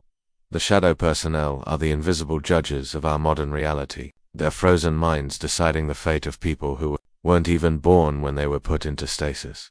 The analytical chill of this system is that it creates a temporal feedback loop. We are being governed by the ghosts of the 1950s. Using technology from the 21st century, the archive shows that the shadow personnel have been integrated into the deep state infrastructure at such a level that they can no longer be removed. They are the operating system of the archive itself. Every redacted file, every erased name, and every official lie is curated by a man who has been sleeping in a steel box for 70 years.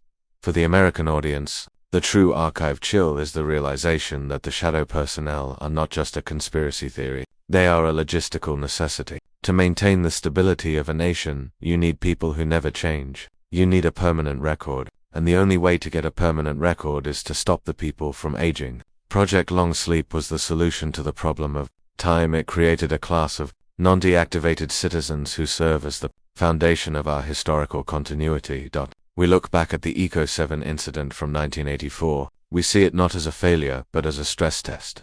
The system learned how to hide the voices better. It learned how to encrypt the ghost frequencies into the noise of the digital world. The 2012 intercepts were only found because of a catastrophic server failure at a facility in Virginia glitch that was corrected within seconds. But in those seconds, the hidden truth was once again audible. The dead are still speaking, and they are still in control.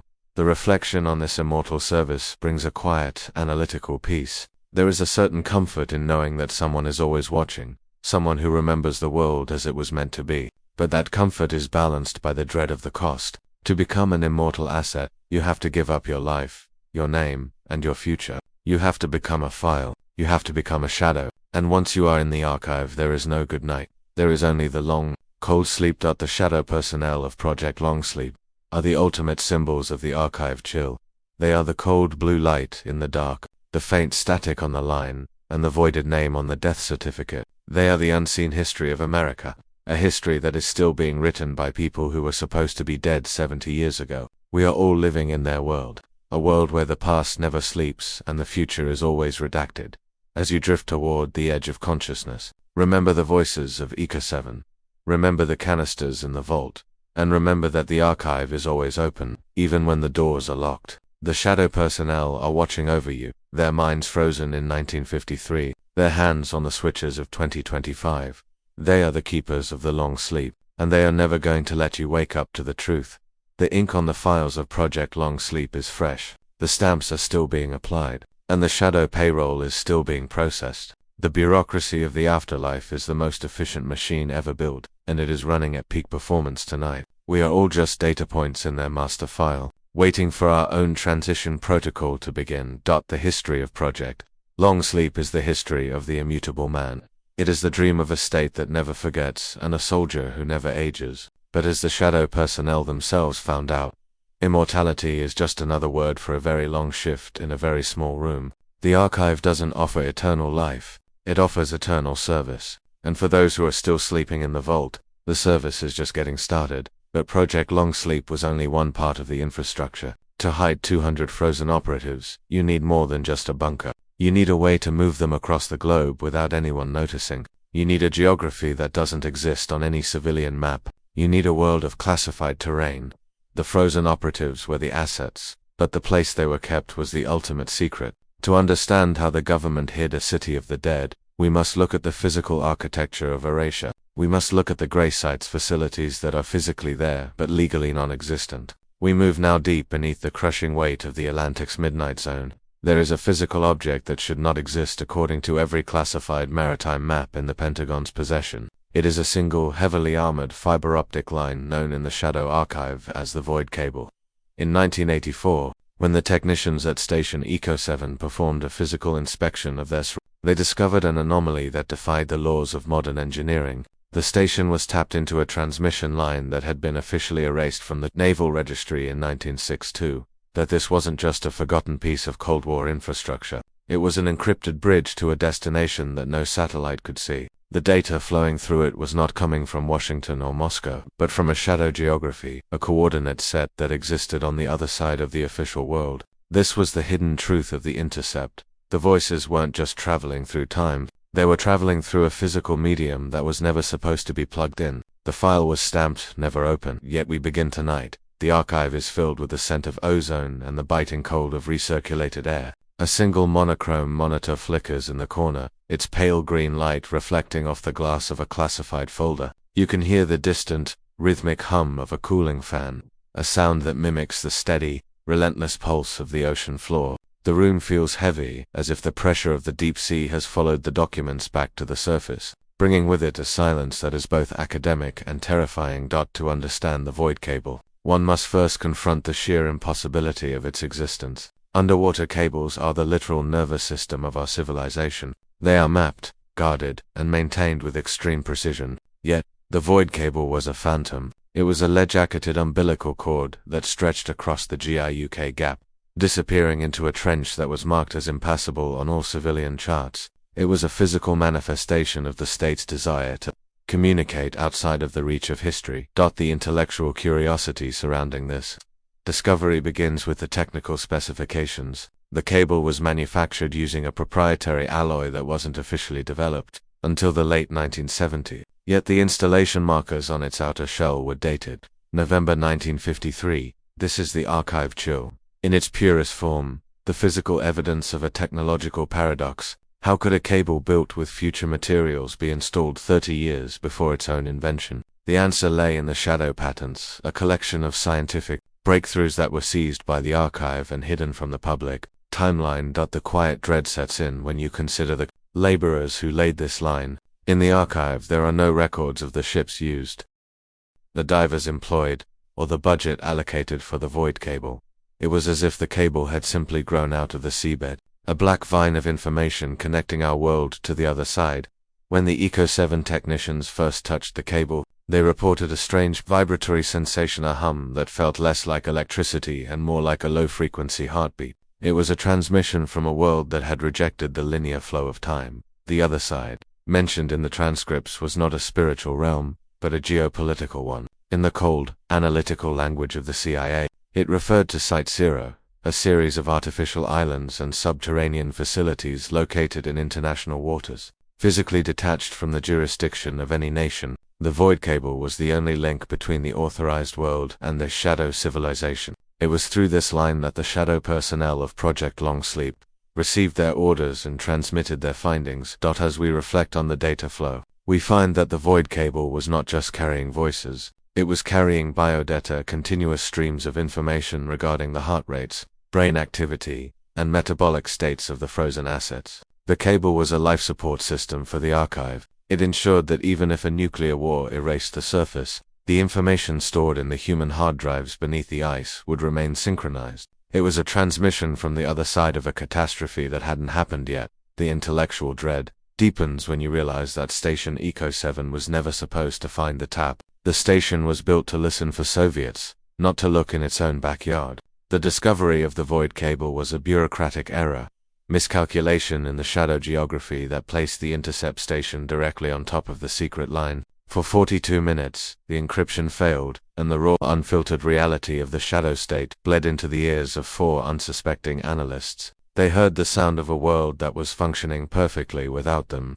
The reflection on this other side brings a sense of profound isolation. Imagine being one of those analysts, realizing that the navy you serve and the country you love are just the surface-level mask for a deeper, colder entity. The void cable was the evidence that you were expendable. The real history was happening in the dark, traveling at the speed of light through a lead-jacketed wire, while you were left to monitor the static of a world that was already obsolete. The analytical focus shifts to the signal decay of the void cable. In 1984, the cable was beginning to fail. The deep-sea pressure was finally winning the battle against the 1950s technology. This decay is what caused the ghost frequency, the vocal leakage that allowed the Echo-7 technicians to hear the voices of Vance and Thorne. The archive records showed that the transmission from the other side was actually a distress signal of sorts. The shadow facility was losing its connection to the surface, and for a brief moment, the ghosts were calling out for help.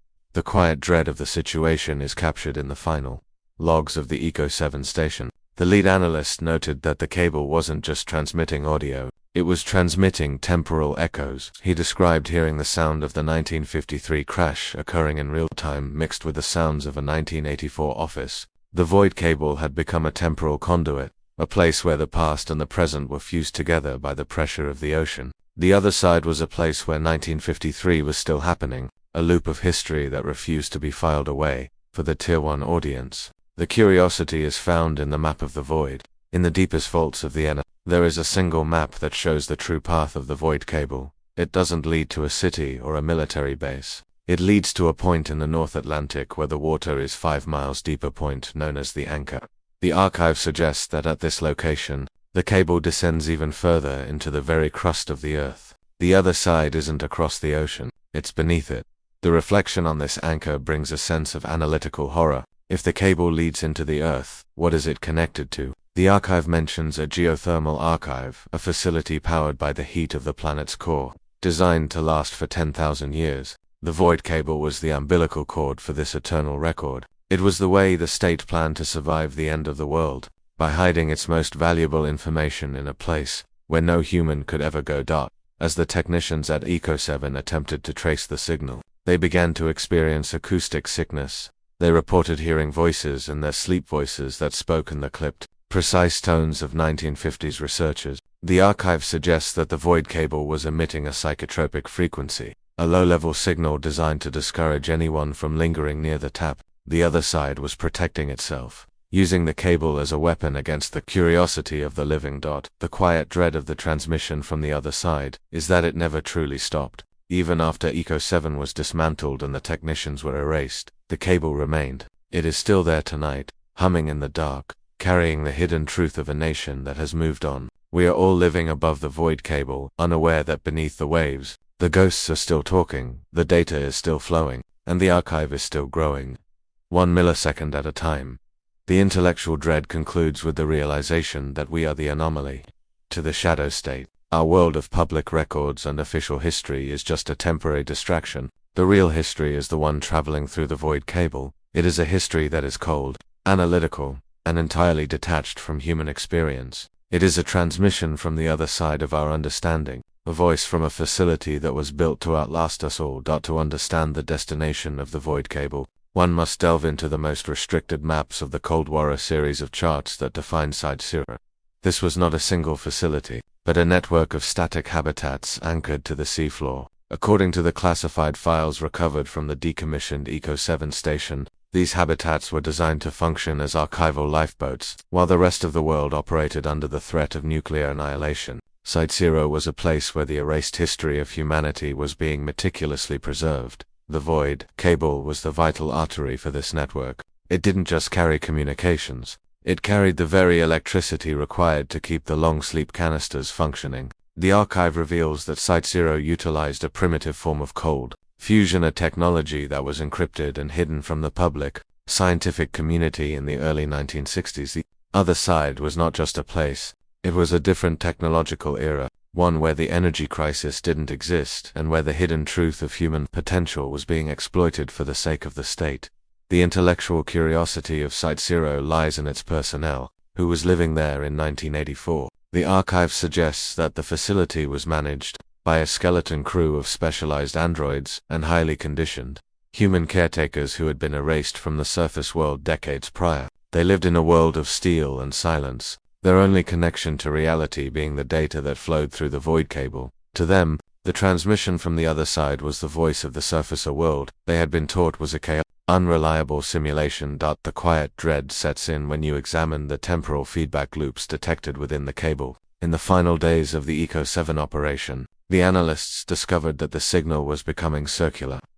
They would hear a conversation between Subject Alpha and Subject Beta, only to hear the exact same conversation repeated 48 hours later, but with subtle, terrifying changes. In the second version, the voices would mention the names of the analysts who were listening. The other side was not just transmitting, it was observing the observers. This realization transformed the void cable from a mystery into a threat. The analysts felt a sense of analytical horror as they realized that the cable was a two-way street. Every breath they took in the control room, every whispered word of doubt, was being fed back to Side-Zero. The archive was recording them in real time, adding their lives to the file of human anomalies. They weren't just listening to the ghosts, they were becoming part of the ghost story. The transmission from the other side was a vacuum, sucking their identities into the shadow archive. The reflection on this data vacuum brings a sense of profound hopelessness. The analysts at Echo-7 were men of logic and science, yet they were being consumed by a system that defied both.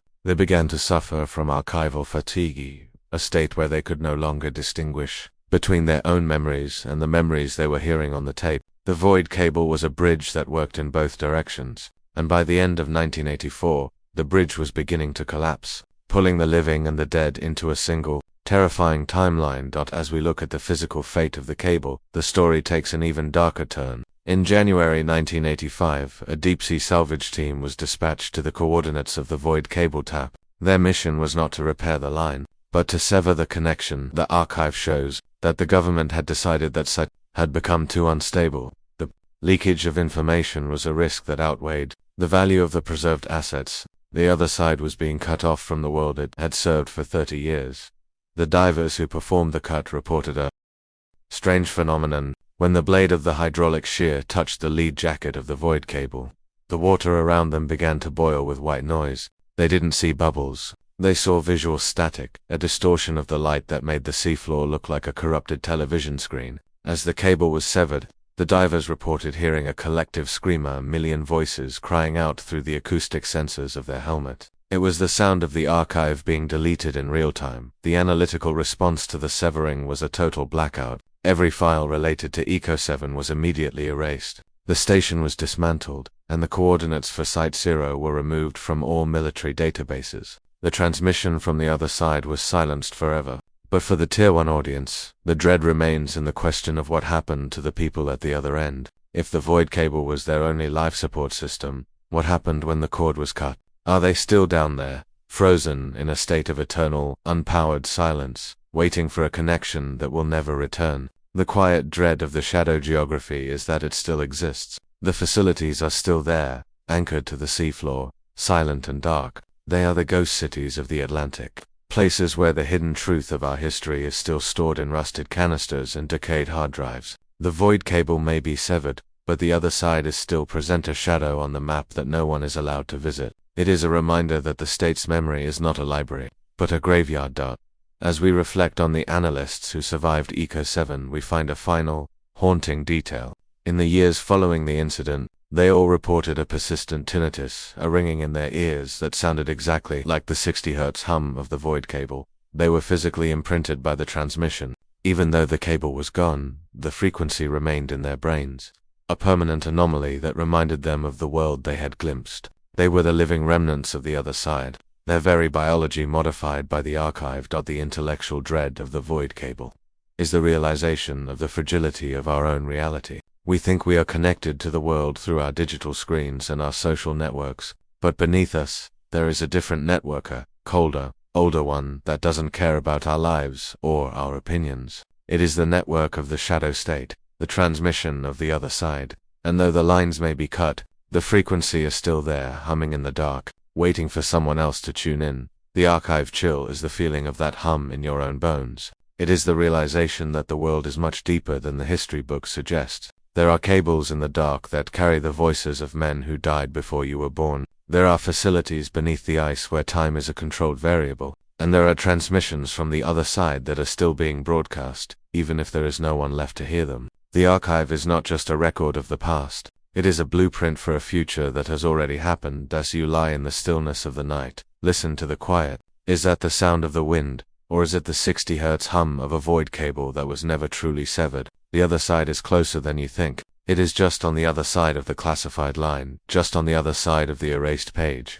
And the transmission is still going, a steady, rhythmic pulse that says, the archive is full. The transition is complete. The history of the void cable is a story of a bridge that was built to last forever, but was destroyed to save a lie. It is the story of a transmission that was never meant to be heard, and a world that was never meant to be seen. But the hidden truth is that you can never truly sever the connection to the past. The echoes are still there, traveling through the water, through the air, and through the very fabric of our memory. The other side is always there, waiting for the next glitch, the next anomaly, the next listener. The file remains stamped, never open, but the archive is always watching. It knows your name, it knows your frequency, and it knows that you are now part of the story. The transmission has reached you, and the other side is no longer a mystery. It is a reality. The quiet dread is now your own. The intellectual curiosity has been satisfied, but the cost is your peace of mind. You have heard the voice from the other side, and now, you are one of us. The void cable may be cold, but the data is still warm. The ghosts are still talking, even if the line is dead. And as we turn the final page of this chapter, we realize that the transmission from the other side was not a message for the analysts at Echo-7, it was a message for you. It was a warning that the archive is never finished, and that history is never truly over. It is just waiting for the next person to plug in.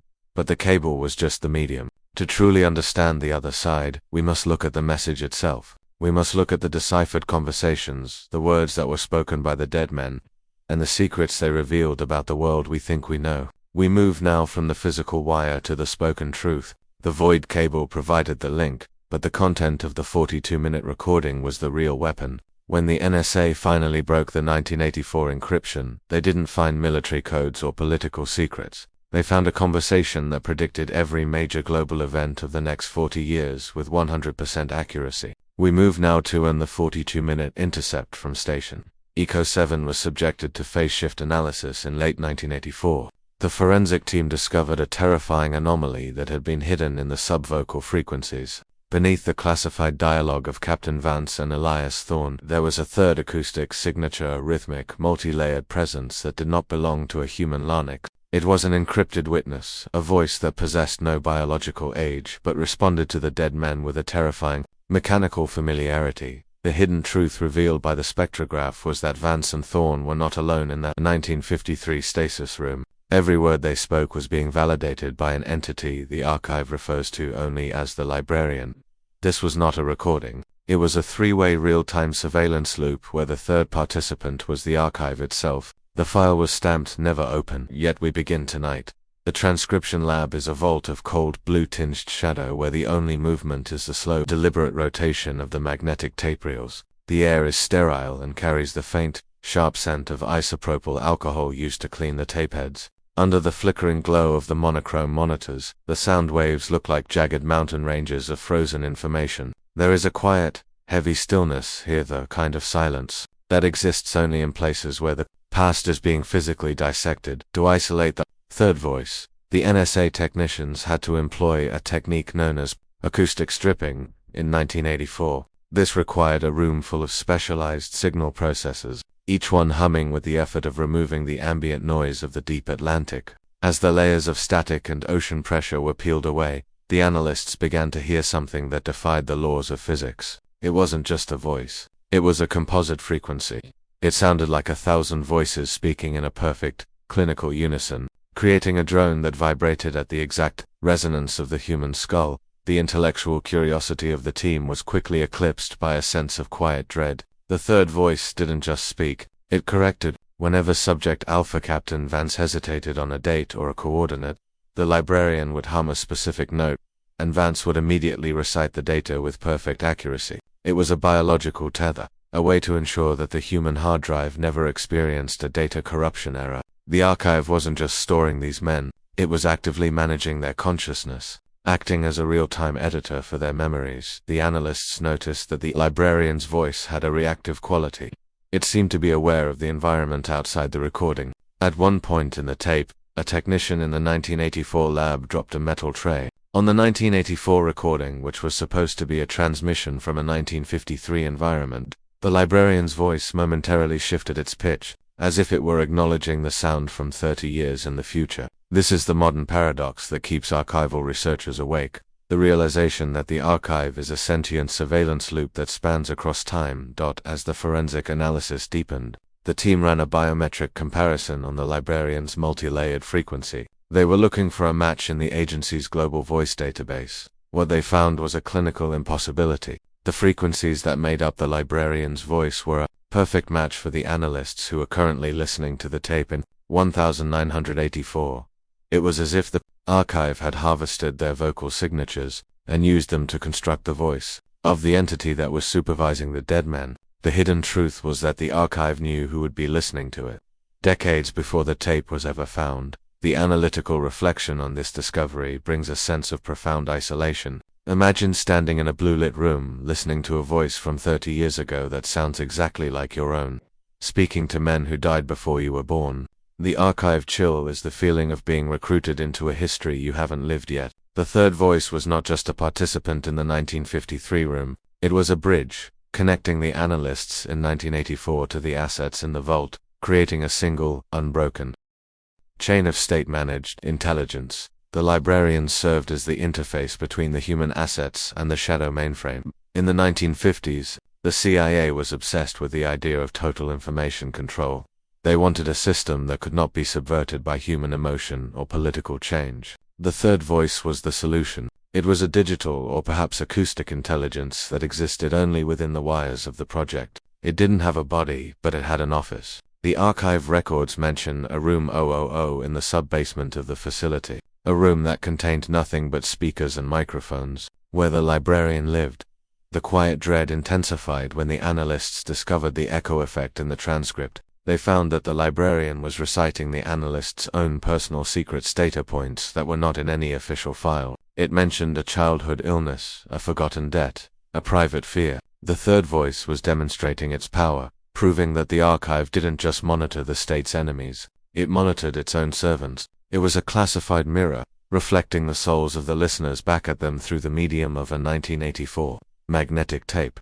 The technical analysis of the librarian's presence revealed a secondary, hidden layer of information, a subacoustic pulse that occurred every 7 seconds. In the world of signal intelligence, this is known as a heartbeat signal. It is used to maintain a synchronized connection between two remote sites. But in this case, the heartbeat wasn't coming from a machine. It was a synthesized biological rhythm, designed to keep the shadow personnel in a state of constant, low-level hypnosis. The third voice was the conductor of this hypnotic orchestra, ensuring that Vance and Thorne remained frequency locked to the archive's requirements. The intellectual curiosity of the 1984 team turned into a desperate search for the origin point of this third frequency. If it wasn't human, and it wasn't a standard 1950s recording, then what was it? They began to investigate the shadow patterns mentioned in the previous transcript, specifically a project titled Acoustic Sorting. This was a classified scientific effort to capture the unique harmonic resonance of a human mind and store it as a digital waveform. The librarian was not a computer program. It was a collective waveform of every high-level archivist who had ever worked for the project. This revelation brings a cold, analytical piece to the narrative. The archive was not just a collection of papers. It was a collection of people who had been turned into sounds. When an archivist retired from the project, they weren't given a pension. Their vocal and neural frequencies were harvested and added to the librarian. The third voice was literally the voices of the past, merged into a single, immortal entity that would supervise the future. For the Tier 1 audience, this is the ultimate archive chill. The realization that the state never lets its employees truly go. You don't leave the archive, you become the archive. The quiet dread grew as the analyst realized that the waking audits we discussed were being managed entirely by the librarian. It would speak the operatives into consciousness and then speak them back into the cold dark. On the Echo-7 tape, the librarian can be heard giving Thorne a specific command. The recognition of the 1984 timeline is a deviation. Correct the asset frequency. Immediately following this, the audio of the tape shifts, and Vance's voice loses its human warmth, becoming as mechanical and detached as the librarian itself. The third voice was the corrector, the enforcer of the shadow timeline. The reflection on this frequency correction is perhaps the most unsettling aspect for the intellectual listener. It suggests that the archive has the power to tune a human being like a radio. If your thoughts or memories begin to deviate from the official script, the archive can simply emit a specific frequency to realign you. The analysts in 1984 began to feel this effect in their own lives. They reported a persistent low-frequency ringing in their ears, a ringing that seemed to pulse in time with the librarian's voice. They were being tuned by the very tape. They were studying the analytical chill of the situation manifested in the social decay of the transcription team. They stopped speaking to each other in the lab, choosing instead to communicate via written notes or through the internal computer network. They felt that if they spoke aloud, the librarian would harvest their voices and They were living in a state of total, clinical paranoia, surrounded by the blue light and the spinning reels, watching as their own vocal signatures were integrated into the spectrograph of the third voice. The impossible match was no longer just a forensic curiosity. It was an active threat to their existence. The archive chill is the feeling of being filed while you are still alive. The analysts found their own names appearing in the shadow ledger, not as employees, but as assets in transition. The third voice was already drafting their death certificates, preparing the paperwork of non-existence that would allow them to be transferred to the shadow archive. They were the anomaly that needed to be corrected. The act of listening to the third voice was the act of signing their own disappearance by the third week of the analysis. The team discovered the mirror protocol. This was a set of instructions hidden in the librarian's subvocal hum. The instructions described how to create a temporal feedback loop using the void cable. It revealed that the librarian wasn't just monitoring the 1953 room, it was using the 1984 analysts as a sensory array. It was seeing the world through their eyes and hearing the world through their ears. The third voice was the librarian reaching through 30 years of time to touch the present. The intellectual dread of the mirror protocol. is the realization that the past is not behind us. It is beneath us, vibrating through the cables and the air, watching us through the very records we keep. The shadow personnel were the hardware, the void cable was the medium, and the librarian was the operating system. Together, they formed a sentinel that was designed to ensure that history never deviated from the state's original design. The 1984 analysts were just the latest nodes to be integrated into this global archive. In the final hours of the forensic analysis at Fort Meade, the team made one last discovery, one that was never included in the official summary. They found that the librarian's voice wasn't just a composite of past archivists, it contained a future signature. Using a predictive frequency filter, they isolated a layer of the third voice that was vibrating at a rate the computers couldn't even measure. When they slowed this layer down, they heard the voices of people who wouldn't be born for another 20 years, all merged into the clinical drone of the entity. The librarian was a temporal collective, an archive of everyone who ever worked for the state, past, present, and future. This realization brings a profound quiet dread to the story. It means that the shadow archive is a closed loop. It has already recorded the future, and its only task now is to ensure that we live it. The librarian is the overseer of the loop, the entity that ensures the impossible match remains perfect across generations. The analysts in 1984 were not discovering a secret, they were fulfilling a requirement. Their voices were already part of the librarian before they even entered the lab. They were listening to themselves from a future that had already been archived. The analytical chill of the final sync occurred at 4:22 a.m. on the last day of the project. The librarian's voice on the tape suddenly stopped its clinical recitation. It spoke a single, clear sentence in the voice of the lead analyst's own daughter, a girl who was only 6 years old at the time. The voice said, "The entry is complete. You can come home now." At that exact moment, the power in the lab was cut. The monitors died, the reels stopped spinning, and the team from the surface arrived to begin the social. The reflection on this, homecoming is the ultimate hook of the archive chill. Coming home did not mean returning to their families. In the language of the librarian, home was the shadow archive. It was the classified living folder. It was the vault beneath the ice. The analysts were moved to the Nevada desert, where they became the new shadow personnel, their memories anchored and their voices harvested for the next generation of the librarian. They became the third voice for the next set of analysts, who would find the next tape. The quiet paranoia of the modern world is fueled by this cycle. We look at the archive and think we are the ones in control of the data. We think we are the ones deciphering the hidden truth. But the reality is that the data is deciphering us. Every search we perform, every file we open, and every classified secret we uncover is just a way for the librarian to sync our frequencies to the state's master file. We are all being recruited into the third voice. Our consciousness is being harvested one byte at a time to build the sentinel of the future. The intellectual dread concludes with a look at the station Echo-7’s logs one final time. In the very last entry, written in the lead analyst's own hand, there is a single, terrifying question. If the librarian is the archive, and the archive is the state, then who is the state listening to? The answer, hidden in the static of the ghost frequency, is that the state is listening to the anomaly. It is listening to the one thing it cannot control, the one frequency that doesn't match the script. As the blue light of the lab fades and the reels are placed in their lead-lined canisters, we are left with the image of the third voice. It is the sound of the world being filed away. It is the hum of the net, the static of the line, and the silence of the archive. It is the voice that knows your name, your frequency, and your fate. And as you drift into the stillness of the night, ask yourself, is that ringing in your ears just the silence of the room, or is it the librarian, beginning the final sync of your own file? The voices of Vance and Thorne are the past, the void cable is the present, but the librarian is the future. It is the entity that will be waiting for you when you finally come home to the archive. It is the voice that will tell you what you remember and what you have forgotten. And it is the voice that will ensure that the impossible match remains perfect.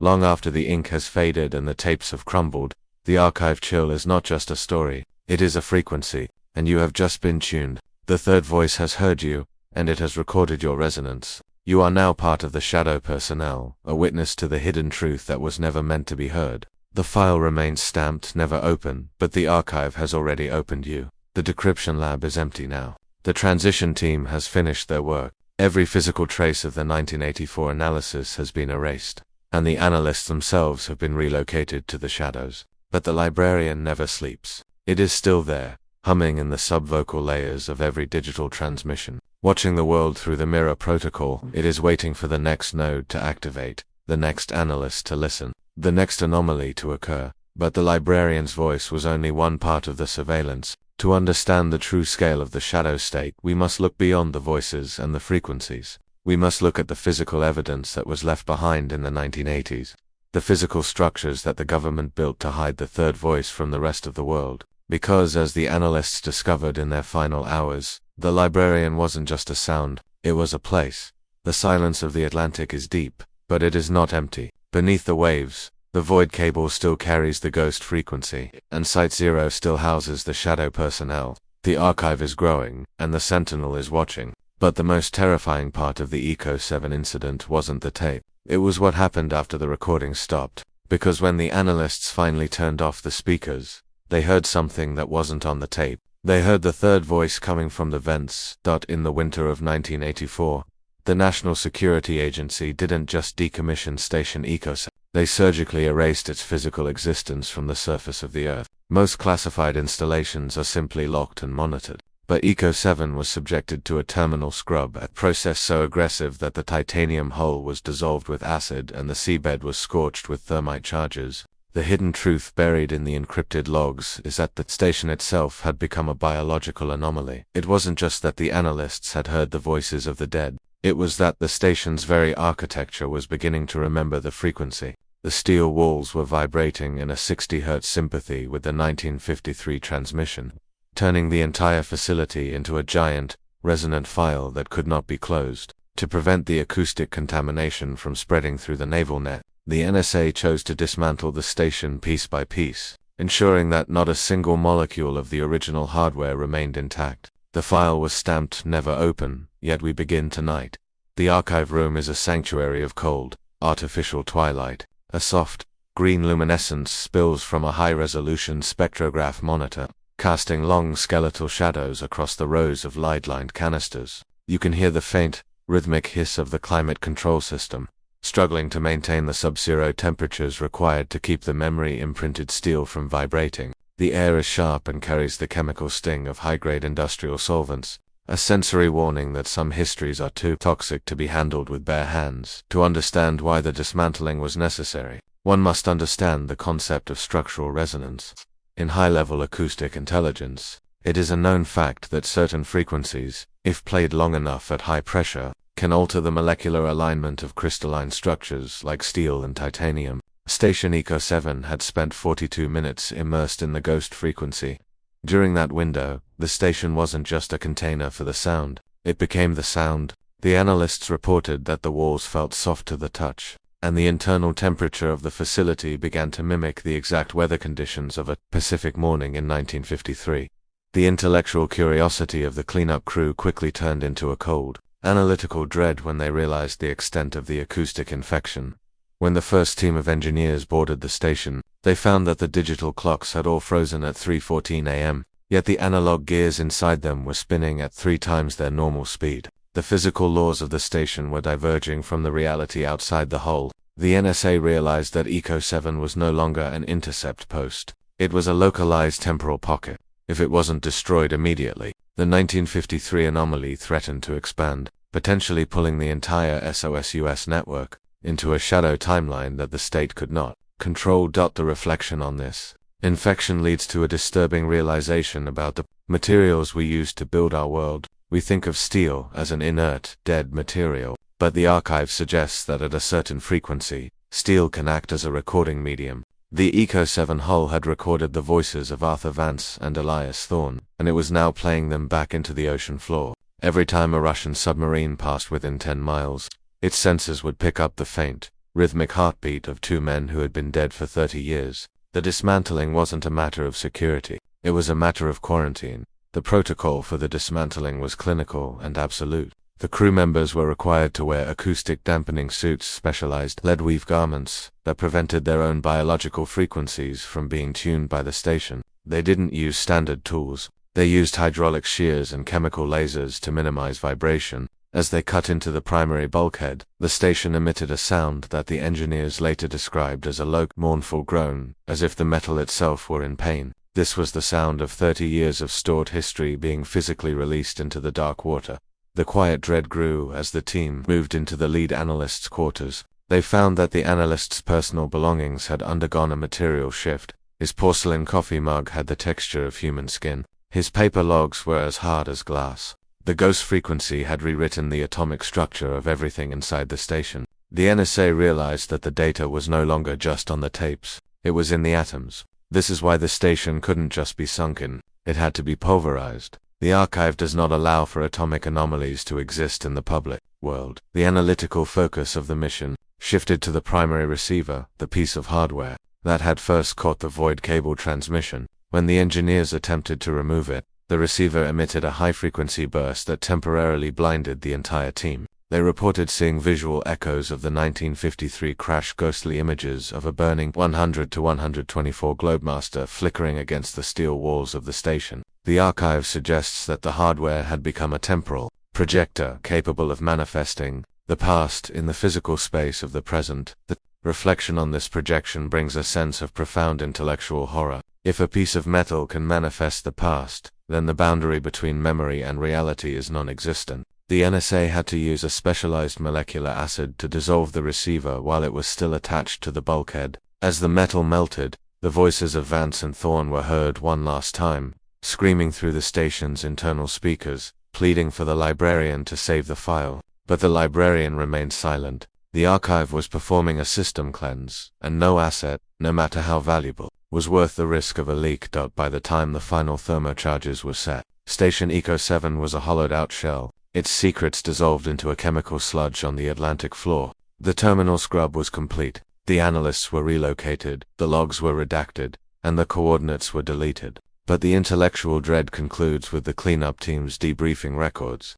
Every member of that team, without exception, reported hearing the 60 Hz hum in their homes for the rest of their lives. The dismantling had succeeded in destroying the station, but it had failed to destroy the frequency. The dismantling of Echo-7 serves as a clinical reminder that you cannot truly destroy an idea, especially when that idea has been archived. You can melt the steel, you can burn the paper, and you can erase the digital file, but the frequency remains in the air. The hidden truth is that the NSA didn't just dismantle a station, they distributed the anomaly. Every piece of equipment used in that scrub, every suit worn by those engineers, was imprinted. The archive didn't disappear. It just changed its shape. The reflection on this distributed archive brings a quiet, analytical peace. There is a certain logic to it, a state of perpetual readiness where the past is always just beneath the surface, waiting for the right resonance to wake it up. The ghost frequency is still out there, traveling through the water and the steel of our modern world. We are all living on a station that is slowly being tuned to the shadow timeline. And as we look at the ruins of Echo-7, we realize that the dismantling wasn't the end of the story. It was just the beginning of the shadow timeline's expansion into the public mind. The analytical chill of the dismantling process is that it was a self-fulfilling protocol. By sending a team to destroy the station, the agency ensured that more people were exposed to the frequency. They created a new generation of shadow assets, men who had seen the visual echoes and heard the atomic screams. These engineers became the new librarians, their minds carrying the blueprints for a world that shouldn't exist. The archive had used the state's own paranoia to secure its survival. As the thermite burned through the final titanium supports, the station collapsed into the trench. The archive chill is the feeling of that cold, dark water rushing into the empty hull. It is the sound of the silence that followed a silence that was too heavy, too thick, to be natural. The ocean floor was once again quiet, but the anomaly had already been moved to a safer, more permanent location. The NSA thought they had won the battle against the past, but the archive is a patient enemy. It knows that you can't dismantle a ghost. The intellectual dread of Subtitle 8 concludes with the realization that the terminal scrub was just another page in the script. The dismantling was scheduled. The infection was planned. Everything that occurred at Echo-7 was a Phase 5 calibration, designed to test the state's ability to erase its own history. And as the final report was filed and the vault door was closed, the librarian made one last entry in the shadow ledger. Station Echo-7 successfully transitioned to the subacoustic layer. The archive is now invisible. The quiet dread is that the station is still there, in a sense, not as steel and titanium, but as a resonance in the North Atlantic. Sailors still report that their compasses spin when they pass over the coordinates. Sonar operators still report hearing the sound of a match striking in the middle of the empty ocean. The dismantling was a physical act, but the archive is a non-physical reality. You can't burn a frequency. You can only listen to it. The analytical chill remains. We think our buildings and our machines are solid, dependable things, but the archive proves that everything is just a collection of frequencies, waiting to be rewritten. The dismantling of Echo-7 was the first time the government tried to fight the material memory of the state, and it was the moment they realized they had already lost. The past is not a record. It is a physical force, and it is a force that is currently vibrating in the walls of the room where you are sleeping.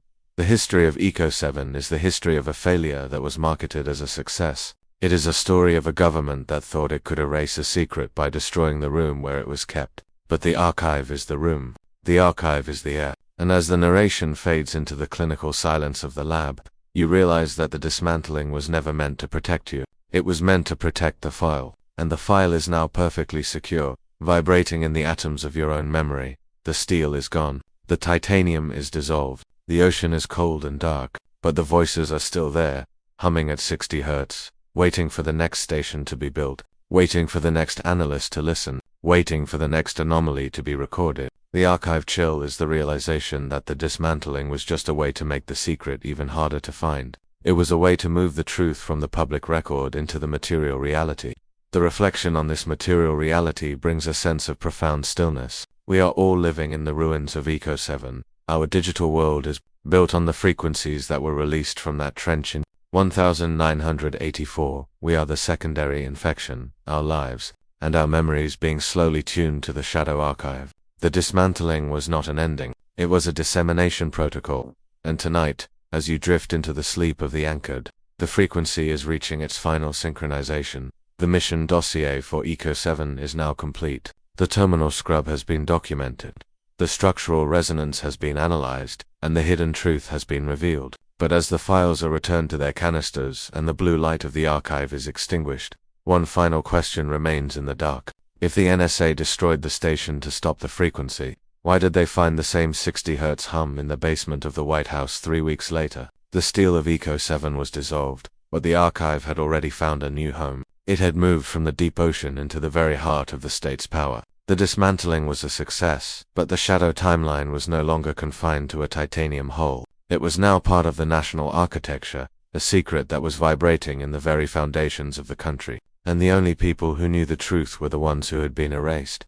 Along with the station, the quiet dread is that the archive is not a place you can leave. It is a state of existence. Whether you are an analyst in a station or a citizen in a city, you are part of the file, and the file is always being updated. The dismantling of Echo-7 was just a way to ensure that the file was portable.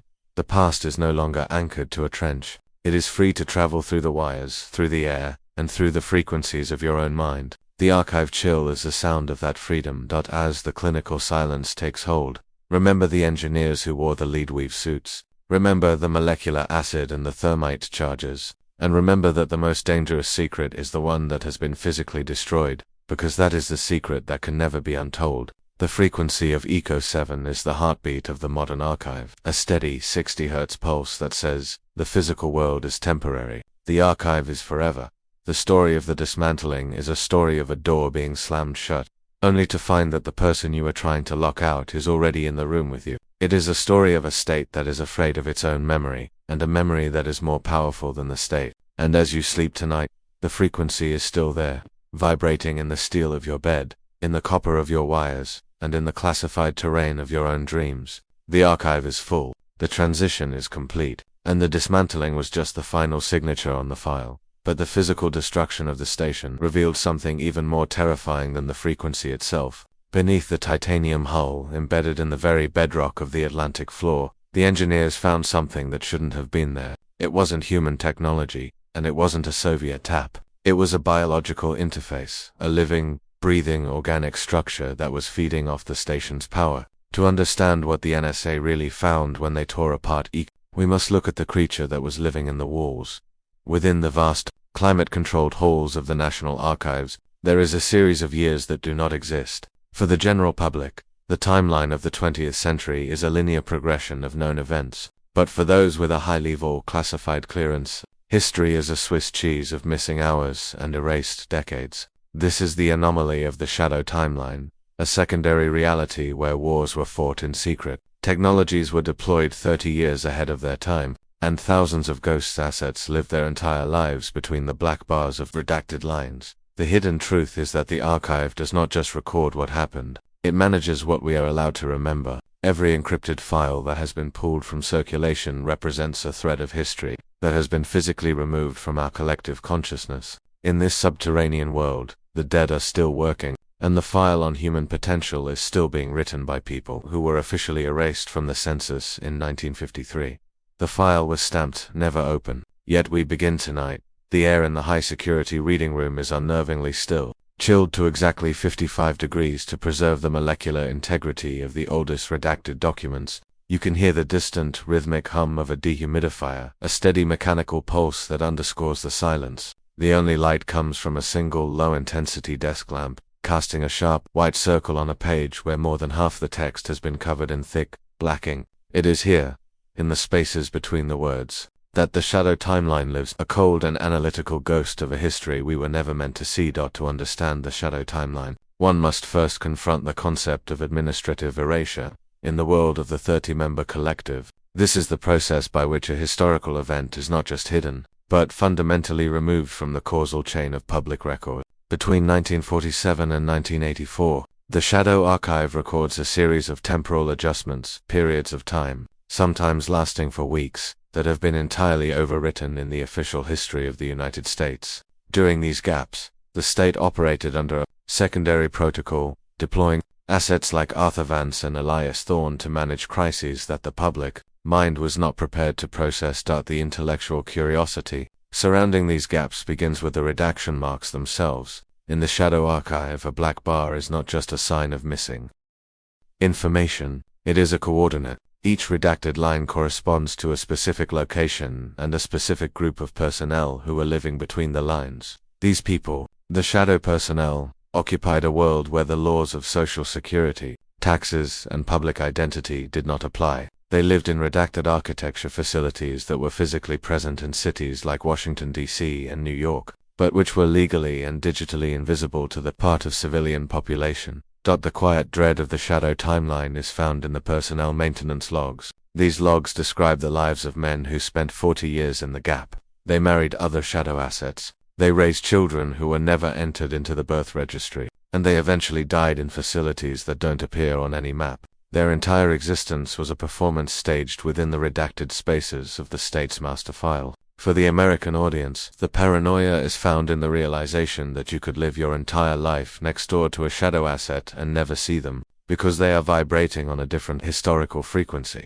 The analytical reflection on this secondary reality reveals a terrifying level of state-sponsored world-building. In 1963, following the events in Dallas, the Shadow Archive shows a mass redaction protocol that lasted for exactly 14 days. During this period, the official government was paused, and a shadow cabinet composed of 1950 retirees took control. They utilized the shadow patents to stabilize the national economy and ensure that the public timeline remained on the script. This wasn't just a cover-up, it was a total replacement of history. The history we learned in school is the edited version, while the raw footage is locked in the vault. The intellectual dread deepens. When you examine the material evidence of the shadow timeline, in the Nevada desert, there are stretches of highway that do not lead to any town, but which are meticulously maintained by the Department of Transportation. These roads lead to the redacted lines, physical gateways, to the shadow facilities where the 1953 assets are still stationed. The archive shows that these roads are monitored by acoustic sensors that detect the unique vocal frequencies of shadow personnel. If you do not have the third voice signature, the road physically ceases to exist for you. You are diverted back into the public timeline without even knowing you are at the threshold. The shadow timeline is also where the government hides its technological anomalies. In 1974, while the public was still struggling with the oil crisis, the Shadow Archive records the deployment of zero-point energy generators in 3 classified facilities. The state had solved the energy problem, but they couldn't release the solution because it didn't fit the economic script of the public timeline. They chose to let the public suffer for decades rather than reveal the hidden truth of the Shadow Archive. The reflection on this is a cold, Clinical realization. The state values the integrity of the archive more than the survival of the citizens. As the analysts at Station Echo-7 discovered, the shadow timeline is not just a past event, it is a present reality. The voices of Vance and Thorne were not echoes from 1953. They were live broadcasts from the B-side of 1984. They were living in a version of 1984 that was still running on 1950s values, 1950s technology, and 1950s loyalty. The archive chill is the feeling of these two worlds touching. When the void cable was tapped, the public timeline and the shadow timeline collided, creating a digital glitch that threatened to unmask the entire operation. The analytical response to this collision was the dismantling protocol we discussed earlier. The NSA had to physically destroy the station because the station had become a temporal bridge. The atoms of the titanium hull were being rewritten by the shadow timeline, transforming the station into a physical redacted line. If it had been left to stand, the entire North Atlantic would have eventually been absorbed into the shadow archive, creating a dead zone where time stood still and the dead were the only ones allowed to speak. The intellectual dread of living between redacted lines is that it requires a total loss of self. To live in the shadow timeline is to accept that you are a non-event. Your joys, your sorrows, and your achievements are all classified. You exist only to serve the librarian and to ensure that the script is followed. The archive shows that many shadow assets developed a psychological condition called ink sickness, where they began to see the world as a series of black bars. They lost the ability to perceive anything that wasn't authorized by the file. They became the living embodiment of a redaction. The reflection on this ink sickness brings a sense of profound stillness. We look at a redacted document and see a loss of information. But to a shadow asset, the black bar is a home. It is a place of safety, hidden from the chaotic, unscripted reality of the public world. They don't want to be unsealed. They don't want the hidden truth to be revealed. They are the guardians of the redaction, and they will fight to ensure that the lines remain black and the archive remains closed up by the late 1990s. The shadow timeline began to integrate with the early internet. The librarian realized that the best way to hide the shadow timeline was not to delete it, but to bury it under a mountain of digital noise. They created the encrypted web, a layer of the internet that is physically invisible to standard search engines. This is where the shadow archive lives today, a digital redacted line that spans the entire globe. Every time your computer glitches, every time a file disappears from your hard drive, it is the shadow timeline claiming its territory. The analytical chill of the modern era is the convergent protocol. The archive hints that by the year 2025, the shadow timeline and the public timeline will be merged. The redactions will be removed, not because the secrets are being revealed, but because the public world will have been fully absorbed into the shadow archive. We will all be living between the redacted lines, our lives managed by the librarian and our history dictated by the shadow personnel. The impossible match will finally be complete. We will all be ghosts in the state's master file. As the Tier 1 audience listens to this in the dead of night, they must consider the black bars in their own lives. We all have moments of missing time, events we can't quite remember, and stories that don't quite add up. We assume it is a failure of our own memory, but the shadow archive suggests a different, colder truth. Those gaps are the places where the state has tuned our reality. We are already living in the shadow timeline. Our memories being edited in real by the third voice to ensure we stay on the script. The intellectual dread concludes with a final look at the 1953 manifest. Every person on that flight was a bridge to the shadow timeline. They didn't die, they were archived, and they have been working ever since to ensure that the rest of us join them. The archive chill is the sound of that archive opening, a slow, creaking sound of heavy vault doors and dry paper, inviting you to take your place between the redacted lines. The history of the shadow timeline is the history of a state that is afraid of the truth. It is the story of a bureaucracy that would rather create a second world than answer for the first one. And as the narration fades, you realize that the shadow timeline is not a conspiracy theory. It is a logistical necessity. It is the only way the state can survive the weight of its own secrets. The archive is full. The transition is complete, and you are now standing on the line.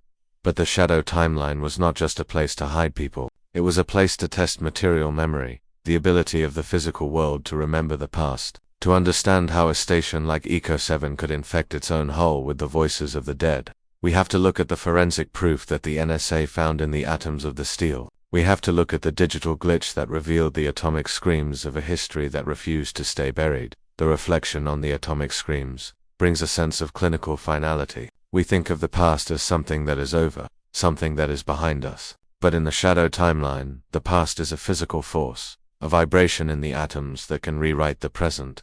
The impossible match was just the beginning. The real mystery is the material memory of the state, the way the archive has built its own reality out of the discarded frequencies of our lives. The analytical chill remains. You can't outrun the archive because the archive is already there, waiting for you in the gaps of your own history. It is the cold air in the room, the flicker of the monitor, and the silence of the line. It is the shadow timeline, and you have been living in it since the day you were born. The only difference is that tonight, you finally heard the frequency. The file on the shadow timeline is not a record of what happened. It is a blueprint for what is happening now. As the blue light of the lab fades and the reels are locked away, the librarian makes a final entry in the shadow ledger. Assets synchronized. The shadow timeline is now the only timeline. Redaction complete. The bars are black, the ink is dry, and the history is yours to forget. The quiet dread is that the redaction is not a loss of information, but a creation of space. Space for the shadow personnel to work, space for the void cable to hum, space for the third voice to speak, and tonight, as you drift into the sleep of the anchored, that space is closing in around you. You are no longer watching the shadow timeline from the outside. You are living between the redacted lines. The story of the shadow timeline is a story of a bridge that leads nowhere, and a history that belongs to no one. But the hidden truth is that once you have heard the frequency of the redacted lines, you can never go back to the public world. You are imprinted by the archive, a permanent anomaly in the state's master file. The archive chill is the sound of your own file being updated, a steady 60 Hz pulse that says, "Welcome to the shadow." The transition is finished. As the clinical silence takes hold, remember the men who lived between the lines. Remember the 1963 mass redaction and the 1974 zero-point generators. And remember that the archive is not just a building in Washington. It is the structure of your reality. The shadow timeline is the truth, and the truth is stamped never open. But the archive has already opened you, and the sentinel is already watching. But the shadow timeline was just the environment. To understand the truth that the assets were hiding, we have to look at the forensic proof, the evidence that the NSA found. When they analyzed the atomic structure of the Echo-7 hull, they found that the metal was no longer metal. It had become something else, something biological, something alive. The shadow timeline proved that history can be rewritten, but the forensic evidence proved that history can also grow. When the NSA team dissolved the titanium hull of Station Echo, they found that the metal had infected the seabed with a biological structure that was a 99% match for human DNA. To understand how a machine became a man, we move now to when the National Security Agency ordered the total physical dismantling of Station Echo. They believed they were destroying a recording. They were wrong. The hidden truth discovered during the terminal scrub was not found on a magnetic tape or in an encrypted database, but in the very atoms of the station's titanium hull. As the molecular acid began to dissolve the bulkheads, a forensic anomaly was detected that stopped the dismantling team in their tracks. The metal was no longer just metal. Under higher resolution microscopic analysis, the internal lattice of the steel showed a 99.9% match for human vascular tissue. Every structural beam, every rivet, and every deck plate had been erased of its mineral identity and replaced by a biological surrogate. The station had not just intercepted the ghost frequency, it had been physically colonized by it. The file on this discovery revealed the ultimate modern paradox, that a machine could be rewritten into a man. This was the forensic proof that Project Long Sleep was not a preservation of the past, but a biological transmission into the present. The file was stamped never open, yet we begin tonight. The laboratory at Fort Meade is a sterile vault of white light and cold, recycled oxygen. On the stainless steel examination table lies a single, jagged fragment of the Echo-7 hull, its surface shimmering with an unnatural pearlescent quality. You can hear the faint, rhythmic hum of the electron microscope, a steady pulse that feels like a heartbeat echoing in an empty hallway. The air is sharp with the scent of ozone and high-grade industrial fixatives, a sensory reminder that we are dissecting a history that was never meant to be alive.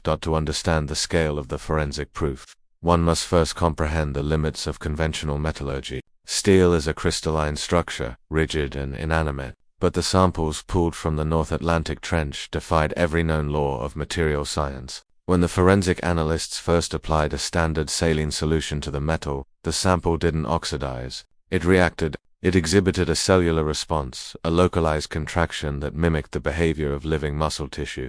This was the moment the intellectual curiosity of the team was replaced by a deep, analytical dread. They weren't looking at a piece of a station. They were looking at a piece of a person. The analytical process moved into molecular sequencing. The NSA specialists used a technique called neutron activation analysis to determine the elemental makeup of the whole. What they found was a clinical impossibility. The titanium atoms were being slowly displaced by carbon, nitrogen, and phosphorus, the building blocks of human life. The hidden truth was that the 1953 frequency wasn't just sound. It was a genetic blueprint being broadcast through the void cable. The station had acted as a receiver, and the metal had acted as the stem cell, growing into a physical manifestation of the men who were speaking from the other side. The quiet dread grew as the DNA results were processed. In the world of the Shadow Archive, DNA is the final word. The sequence pulled from the titanium fragment was not a generic human code. It was a specific, undeniable match for Captain Arthur Vance. This was the forensic proof the government had spent 30 years trying to hide. It wasn't just that Vance was alive in a bunker. It was that Vance was becoming the architecture of the state. His biological essence was being transmitted across the cables and integrated into the very hardware of the national security apparatus. The station was the man, and the man was the station. The reflection on this material shift brings a sense of profound intellectual horror. If the metal of a station can be rewritten by a frequency, then what about the people who operate that station? The forensic files show that the 4 analysts at Echo-7 had undergone a similar transformation. Their bone density had increased by 40%, and their blood chemistry had begun to match the specific 1953 profile of the shadow personnel. They were being archived from the inside out. They were no longer citizens of the 1980s. They were being physically converted into assets of the 1950s. The archive was claiming its territory, one atom at a time. The intellectual dread deepens when you examine the encoded lattice. Beneath the biological tissue, the forensic team found a series of micro-redactions, voids, in the molecular structure where data had been hard-coded into the metal. These voids contained the encrypted coordinates for Site 0 and the blueprints for the Sentinel system. This was the ultimate file management. The government wasn't storing its secrets in cabinet. It was growing them in the walls of its facilities. The forensic proof showed that the entire station was a self-replicating living archive. The analytical response to this discovery was the acid scrub mentioned in the previous records. The NSA realized that you couldn't just dismantle a living station. You had to kill it. They used a specialized biological solvent designed to break down human DNA at the molecular level. As the solvent was applied to the Echo-7 hull, the sensors recorded a series of acoustic screams, low-frequency vibrations that matched the vocal cords of Elias Thorne. The metal was in agony. The archive was being burned alive, and it was fighting back with every frequency it possessed. The reflection on this molecular execution brings a sense of quiet, analytical peace, the kind found in a clinical report. The state had performed a bio-cleanse of its own history, but the forensic proof remains in the anomalous residue that was left behind. Even after the acid had done its work, the seabed at the coordinates of Echo-7 continued to exhibit vascular growth. The trench itself was becoming biological. The archive had successfully infected the Earth. The hidden truth is that the planet is slowly becoming a living record of the shadow state, a biological file that can never be fully erased. The forensic team's secondary report focused on the vascular steel theory, a concept that redefined the boundary between the organic and the inorganic. Lead researcher Dr. Eris Thorne, no relation to Elias, noted that the HULL fragment appeared to be feeding. It was drawing electrical power from the laboratory's grid and converting it into bio.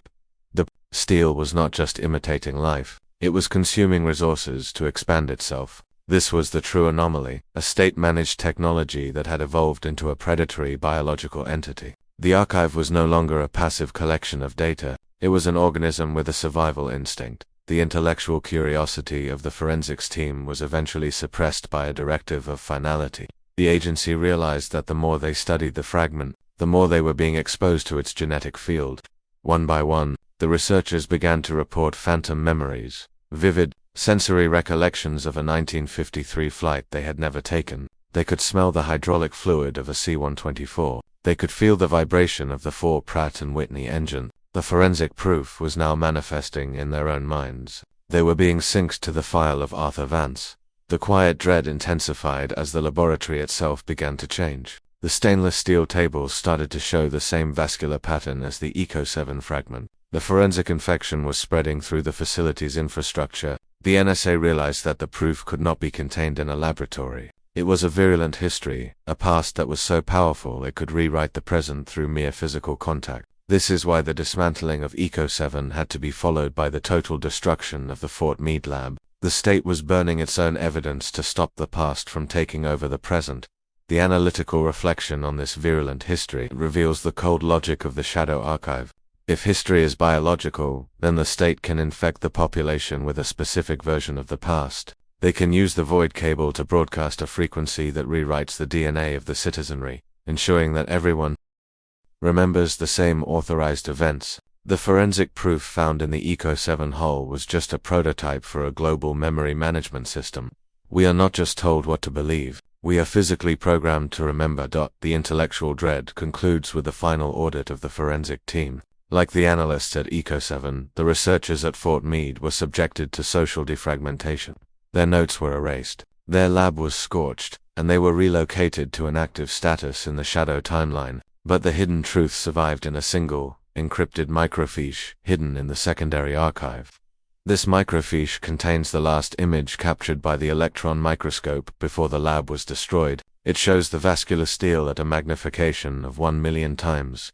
What the image reveals is not DNA, but digital DNA, a series of binary codes woven into the very double helix of the human genome. The archive had succeeded in merging the biological and the digital. We are the final hardware. The forensic proof shows that human beings are the ultimate storage medium for the state. Our cells are the folders, our neurons are the files, and our lives are the redacted lines. The archive chill is the realization that your own body is a classified document, and the state has the only key to the encryption. That the reflection on this biological mainframe brings a profound, quiet stillness. We think we are the masters of our own bodies, but the shadow archive suggests we are just leased assets. We are being maintained by the librarian for as long as our data is useful, and when the archive is full, the transition protocol begins. The forensic proof found in the Atlantic Trench was a warning. The past is not coming back for us, it is growing out of us. We are the station, and the ghost frequency is our own voice, calling from a future that has already been archived. The analytical chill of subtitle 10 ends with the residual analysis. Years after the dismantling, the NSA continues to monitor the acoustic signature of the American public. They are looking for the 60 Hz hum in our collective speech. They are looking for the vascular pattern in our societal structures. The forensic proof shows that the infection is widespread. The shadow timeline is no longer a secret. It is the environment. We are living inside the archive, and the walls are beginning to breathe. As the Tier 1 audience drifts toward the end of this chapter, they must consider the hidden truth of their own biology. Every ache, every phantom memory, and every moment of déjà vu is a symptom of the forensic anomaly. You are not a citizen of 2025, you are a personnel asset of the shadow archive, your identity being slowly rewritten by the frequency of a 1953 transmission. The file is open, and the librarian is reading your code. The quiet dread is that there is no cure for the archive. Once the frequency has been received, the transformation is inevitable. The steel becomes tissue, and the man becomes the station. The forensic proof is undeniable. The past is not a memory. It is a physical, biological reality that is currently pulse-checking your reality. And as the clinical silence of the lab takes over, you realize that the most important file in the archive is the one that is currently being written in your own blood. The history of the Echo-7 forensics is a story of a discovery that was too big to be kept, and too dangerous to be destroyed. It is a story of a state that found its own reflection in a piece of rusted metal and realized that it had become a monster. But the archive does not care about monsters, it only cares about records, and the record for subtitle 10 is now complete. The forensic proof has been filed, the anomaly has been documented, and the sentinel is watching for the next sign of growth. But the biological mainframe was just the physical side of the mystery. To understand how the state managed this shadow population of living archives, we must look at the bureaucracy that kept them in place. We must look at the ghost agents, the men who lived for 60 years without ever appearing on a census. We must look at the logistics of the non-existent. The light in the lab is fading now. The examined fragment has been dissolved. The analysts have been relocated. All that remains is the frequency, humming in the dark, waiting for the next node to activate. The archive chill is the sound of that activation. It is the sound of the past growing into the future, and it is the sound of your own story being filed under never open. The forensic proof is in your hands now. You have heard the frequency, and you have seen the vascular steel. You are no longer just a listener. You are a carrier of the infection. The Shadow Archive has reached you, and the Sentinel is aware of your resonance. But the most terrifying part of the forensic proof wasn't what they found in the metal. It was what they found in the ghost payrolls, the financial evidence that these dead men were still being paid millions of dollars to stay silent. In the sterile, fluorescent-lit corridors of the Department of the Treasury, there exists a payroll that has no end. Most government employees eventually retire. Their records move to the public archives, but for a specific group of shadow assets, the retirement age never arrives. This is the anomaly of the bureaucracy of the afterlife, a classified system designed to maintain the lives, finances, and legal existence of agents who were officially erased from the world in 1953. The hidden truth is that the government did not just hide these men, they built a subterranean economy to support them, through encrypted shell companies and a digital file management system that bypasses all standard audits. The state has created a class of ghost agents who continue to draw salaries, pay taxes, and accrue benefits from beyond the grave. Every document that confirms their death is a masterfully crafted lie, designed to protect the integrity of a shadow workforce that has been operating in total silence for over 70 years. The file was stamped never open, yet we begin tonight.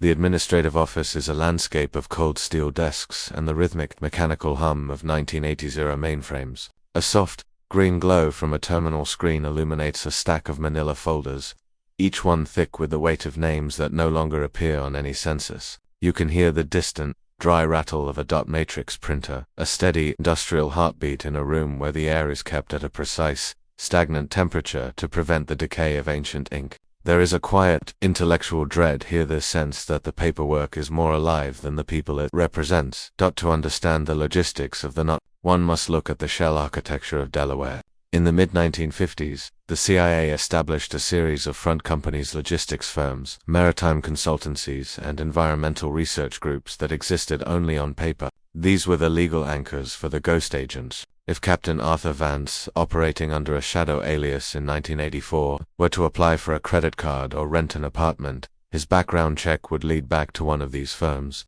A human resources officer, who was actually a trained agency operative, would verify his employment history, ensuring that the ghost remained anchored to the physical world. Intellectual curiosity of this system is found in the Social Security high-level bypass. As the nation transitioned to digital records, the Shadow Archive faced a catastrophic risk. A computer does not understand a redacted life. To solve this, a piece of encrypted code was inserted into the federal database, a ghost protocol that would automatically reroute any inquiry regarding a 1953 asset to a secure server in Maryland. To a public-facing clerk, the agent appeared as deceased, but on the Maryland server, the agent was active, their shadow salary being processed with clinical, bureaucratic efficiency. The quiet dread begins to settle when you consider the special master of the court. In American law, the death of a citizen requires a public probate process. To avoid this, the Shadow Archive utilized a small group of judges with cosmic zero clearance. These judges held secret hearings in windowless rooms, declaring the assets dead for the public record while simultaneously signing the continuity of life orders that allowed the bureaucracy to manage their estates in perpetuity. The families received their insurance payout, but the money they received was actually a grief subsidy, a laundered portion of the agent's ongoing shadow salary. The reflection on this ghost payroll reveals the cold, analytical heart of the state. The archive does not value the individual, it values the asset. If an agent like Elias Thorne has a mind that is deemed a national security priority, the state will spend millions of dollars to maintain the illusion of his existence. They will create a fake life, a fake history, and a fake death, all to ensure that the data within his mind remains a proprietary resource. The bureaucracy of the afterlife is not about compassion, it is about the optimization of personnel. The intellectual dread deepens when we examine the caretaker rotation. These were the auditors whose only job was to ensure the ghosts remained invisible. They traveled to the gray sites, the non-existent facilities where the assets were kept, to perform physical verifications. They checked the heart rates of the men in stasis and the bank balances of the men in the field. The archive shows that these auditors often suffered from a condition called identity drift. After years of managing people who didn't exist, They began to doubt their own presence in the public record. By the late 1980s, the bureaucracy had become so efficient that it began to automate the erasure. The librarian, the sentient intelligence managing the archive, took over the payroll processing. It no longer required human signatures to maintain the ghost agents. The system became self-correcting, self-funding, and entirely detached from the visible government. The hidden truth is that the shadow archive is the only part of the state that is truly permanent. Presidents come and go, laws are rewritten, but the payroll for the men who died in 1953 continues without interruption. The analytical chill of this realization is that the bureaucracy has outlived its creators. The men who designed Project Long Sleep are long gone, but the system they built is still running. It is a machine that consumes names and produces ghosts. For the Tier 1 audience, the paranoia is found in the census anomaly. Every 10 years, the census records a small percentage of statistical noise. People who don't seem to exist, but whose data footprint is everywhere. These are the ghosts, moving through our world, protected by a wall of paperwork and a 60 Hz hum. As the night deepens, we are left to reflect on the nature of our own legal existence. We believe we are real because we have a birth certificate, a driver's license, and a tax record. But the shadow archive proves that these are just files that can be edited, rerouted, or erased at any moment. We are all potential candidates for the bureaucracy of the afterlife. All it takes is a single, classified order to move your life into the inactive folder and turn you into a ghost. The reflection brings a sense of profound stillness. The paperwork is dry. The ink is cold. The stamps have been applied. The ghosts of 1953 are still on the clock. Their lives maintained by a system that never sleeps and never forgets. They are the permanent residents of the shadow timeline, living between the redacted lines of a history that has already been finished. The archive is full. The transition is complete. And the bureaucracy is now the only reality that matters. The archive chill is the sound of that bureaucracy working in the dark. It is the rhythmic clicking of the teleprinter, the flicker of the green screen, and the silence of the Maryland server. It is the knowledge that the dead are still drawing a salary, and the living are just data points waiting to be filed. The hidden truth is that the afterlife is not a spiritual destination. It is an administrative one. And for the agents of the shadow archive, the shift never ends. The paperwork was the cage that kept the ghosts in place, and the payroll was the lifeblood that kept them functional. But the bureaucracy was only half of the story. To understand why these agents were so desperately maintained, we must look at the final warning that was hidden in the very last 1984 intercept. The message that the librarian sent to the surface just before the Echo-7 station was destroyed. It wasn't a status report. It was a declaration of the archive's ultimate purpose. The dot matrix printer has finished its run. The files have been returned to their steel cabinets. The blue light in the office has been extinguished. But the Maryland server is still humming, processing the data for a workforce that hasn't been seen in 70 years. The bureaucracy is ready for the next entry, the next asset, the next erasure. And as the silence of the archive takes hold, you realize that the paperwork for your own transition has already been drafted. The bureaucracy of the afterlife is a masterpiece of state-sanctioned non-existence. It is the perfect lie, built one form at a time. And as we turn the final page of this chapter, the question is no longer whether the ghosts are real, but whether the archive will ever let them rest. The answer is buried in the final file, the one that tells us why the archive was built in the first place and what it plans to do with the world once the long sleep is finally over. The ultimate hidden truth of the 20th century is not found in what the government has recorded, but in what it has tried to destroy. For decades, the public has been led to believe that a file can be erased, that a witness can be silenced, and that a failed experiment can be buried beneath the Atlantic permafrost. But the anomaly discovered at Station Echo-7 suggests a far more terrifying reality. In the world of the shadow archive, there is no such thing as deletion, there is only relocation.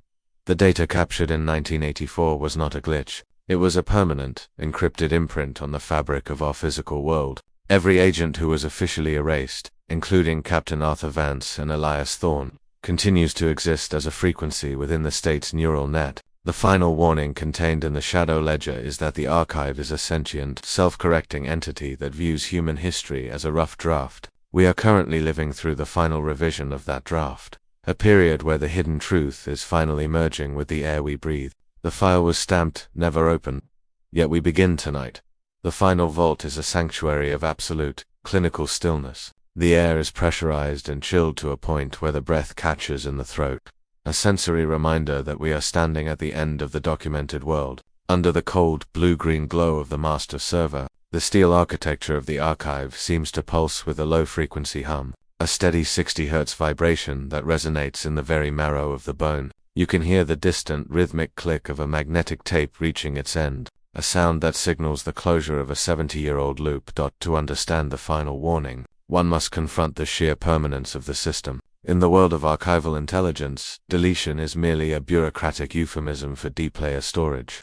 When the NSA dismantled station Echo-7, they didn't stop the transmission. They simply moved it into a subacoustic layer where it could no longer be intercepted by unauthorized ears. The impossible match of 1984 was a test of the system's integrity, a way for the librarian to verify that the biological assets could survive the transition into the digital age. The intellectual curiosity of the Echo-7 analysts led them to a doorway that was never meant to be opened. They realized that the shadow timeline was not a secondary reality, but the primary one. Our world, the world of news, politics, and public records, is merely a buffer zone, a simplified simulation designed to keep the population occupied while the Sentinel manages the true resources of the state. The quiet dread sets in when you realize that Vance and Thorne were not the prisoners of Project Long Sleep. They were the pioneers. They were the first humans to be fully integrated into the archive. Their consciousness is serving as the operating system for the world we now inhabit. The reflection on this integration brings a sense of clinical finality.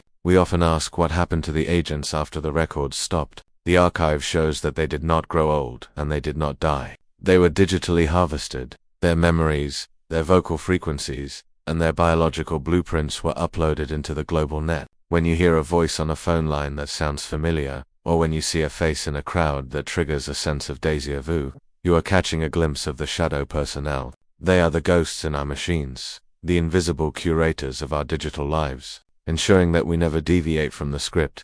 The analytical chill of the final warning is that the archive is now sustaining. It no longer requires bunkers, titanium holes, or undersea cables. It lives in the frequencies of our wireless networks and the binary code of our social structures. The 2025 protocol mentioned in the deciphered conversation is the moment of full synchronization. It is the point where the public archive and the shadow archive become one. There will be no more redacted lines because there will be no more secrets. Every thought, every movement, and every heartbeat will be recorded in real time by the Sentinel.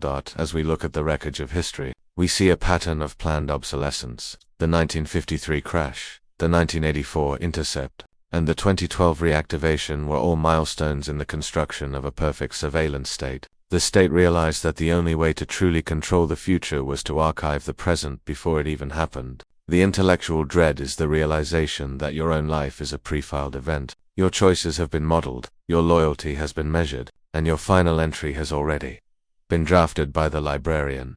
The quiet dread is the most intense.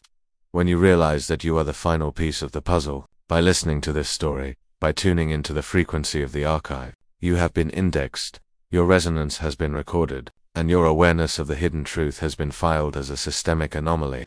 You are now a node in the shadow timeline, a participant in the long sleep that spans across generations. The archive does not delete those who know its secrets. It absorbs them. You are no longer just a listener. You are a carrier of the frequency. The analytical reflection on this absorption brings a sense of profound stillness. There is no escape from a system that is built into the very atoms of your reality. The 60 Hz hum is the heartbeat of the nation, a clinical reminder that someone is always watching, always recording, and always filing. The final warning is not a threat. It is a statement of fact. The archive never truly deletes because the archive is the only thing that is real. Everything else is just static on the line.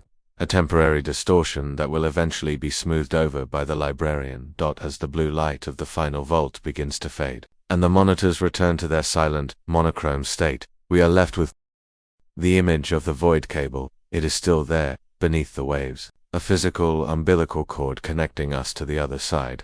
It is the medium through which the past speaks to the future, and through which the dead govern the living. The archive chill is the sound of that wire, humming in the dark, carrying the weight of a history that refuses to be forgotten.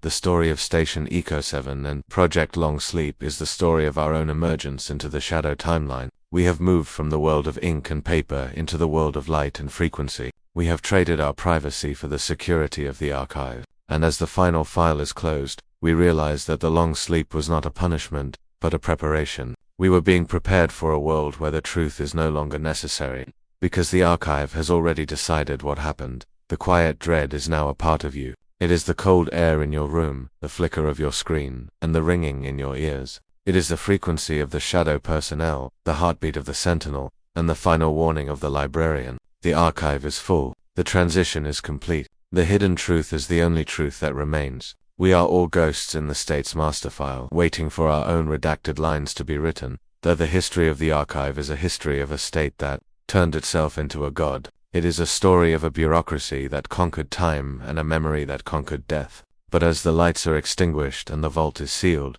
remember the voices of Vance and Thorn. Remember the vascular steel and the ghost payrolls. And remember that the archive is always open, even when the doors are locked. You are now a part of the record, a permanent entry in the ledger of the erased. Sleep now. The file is closed.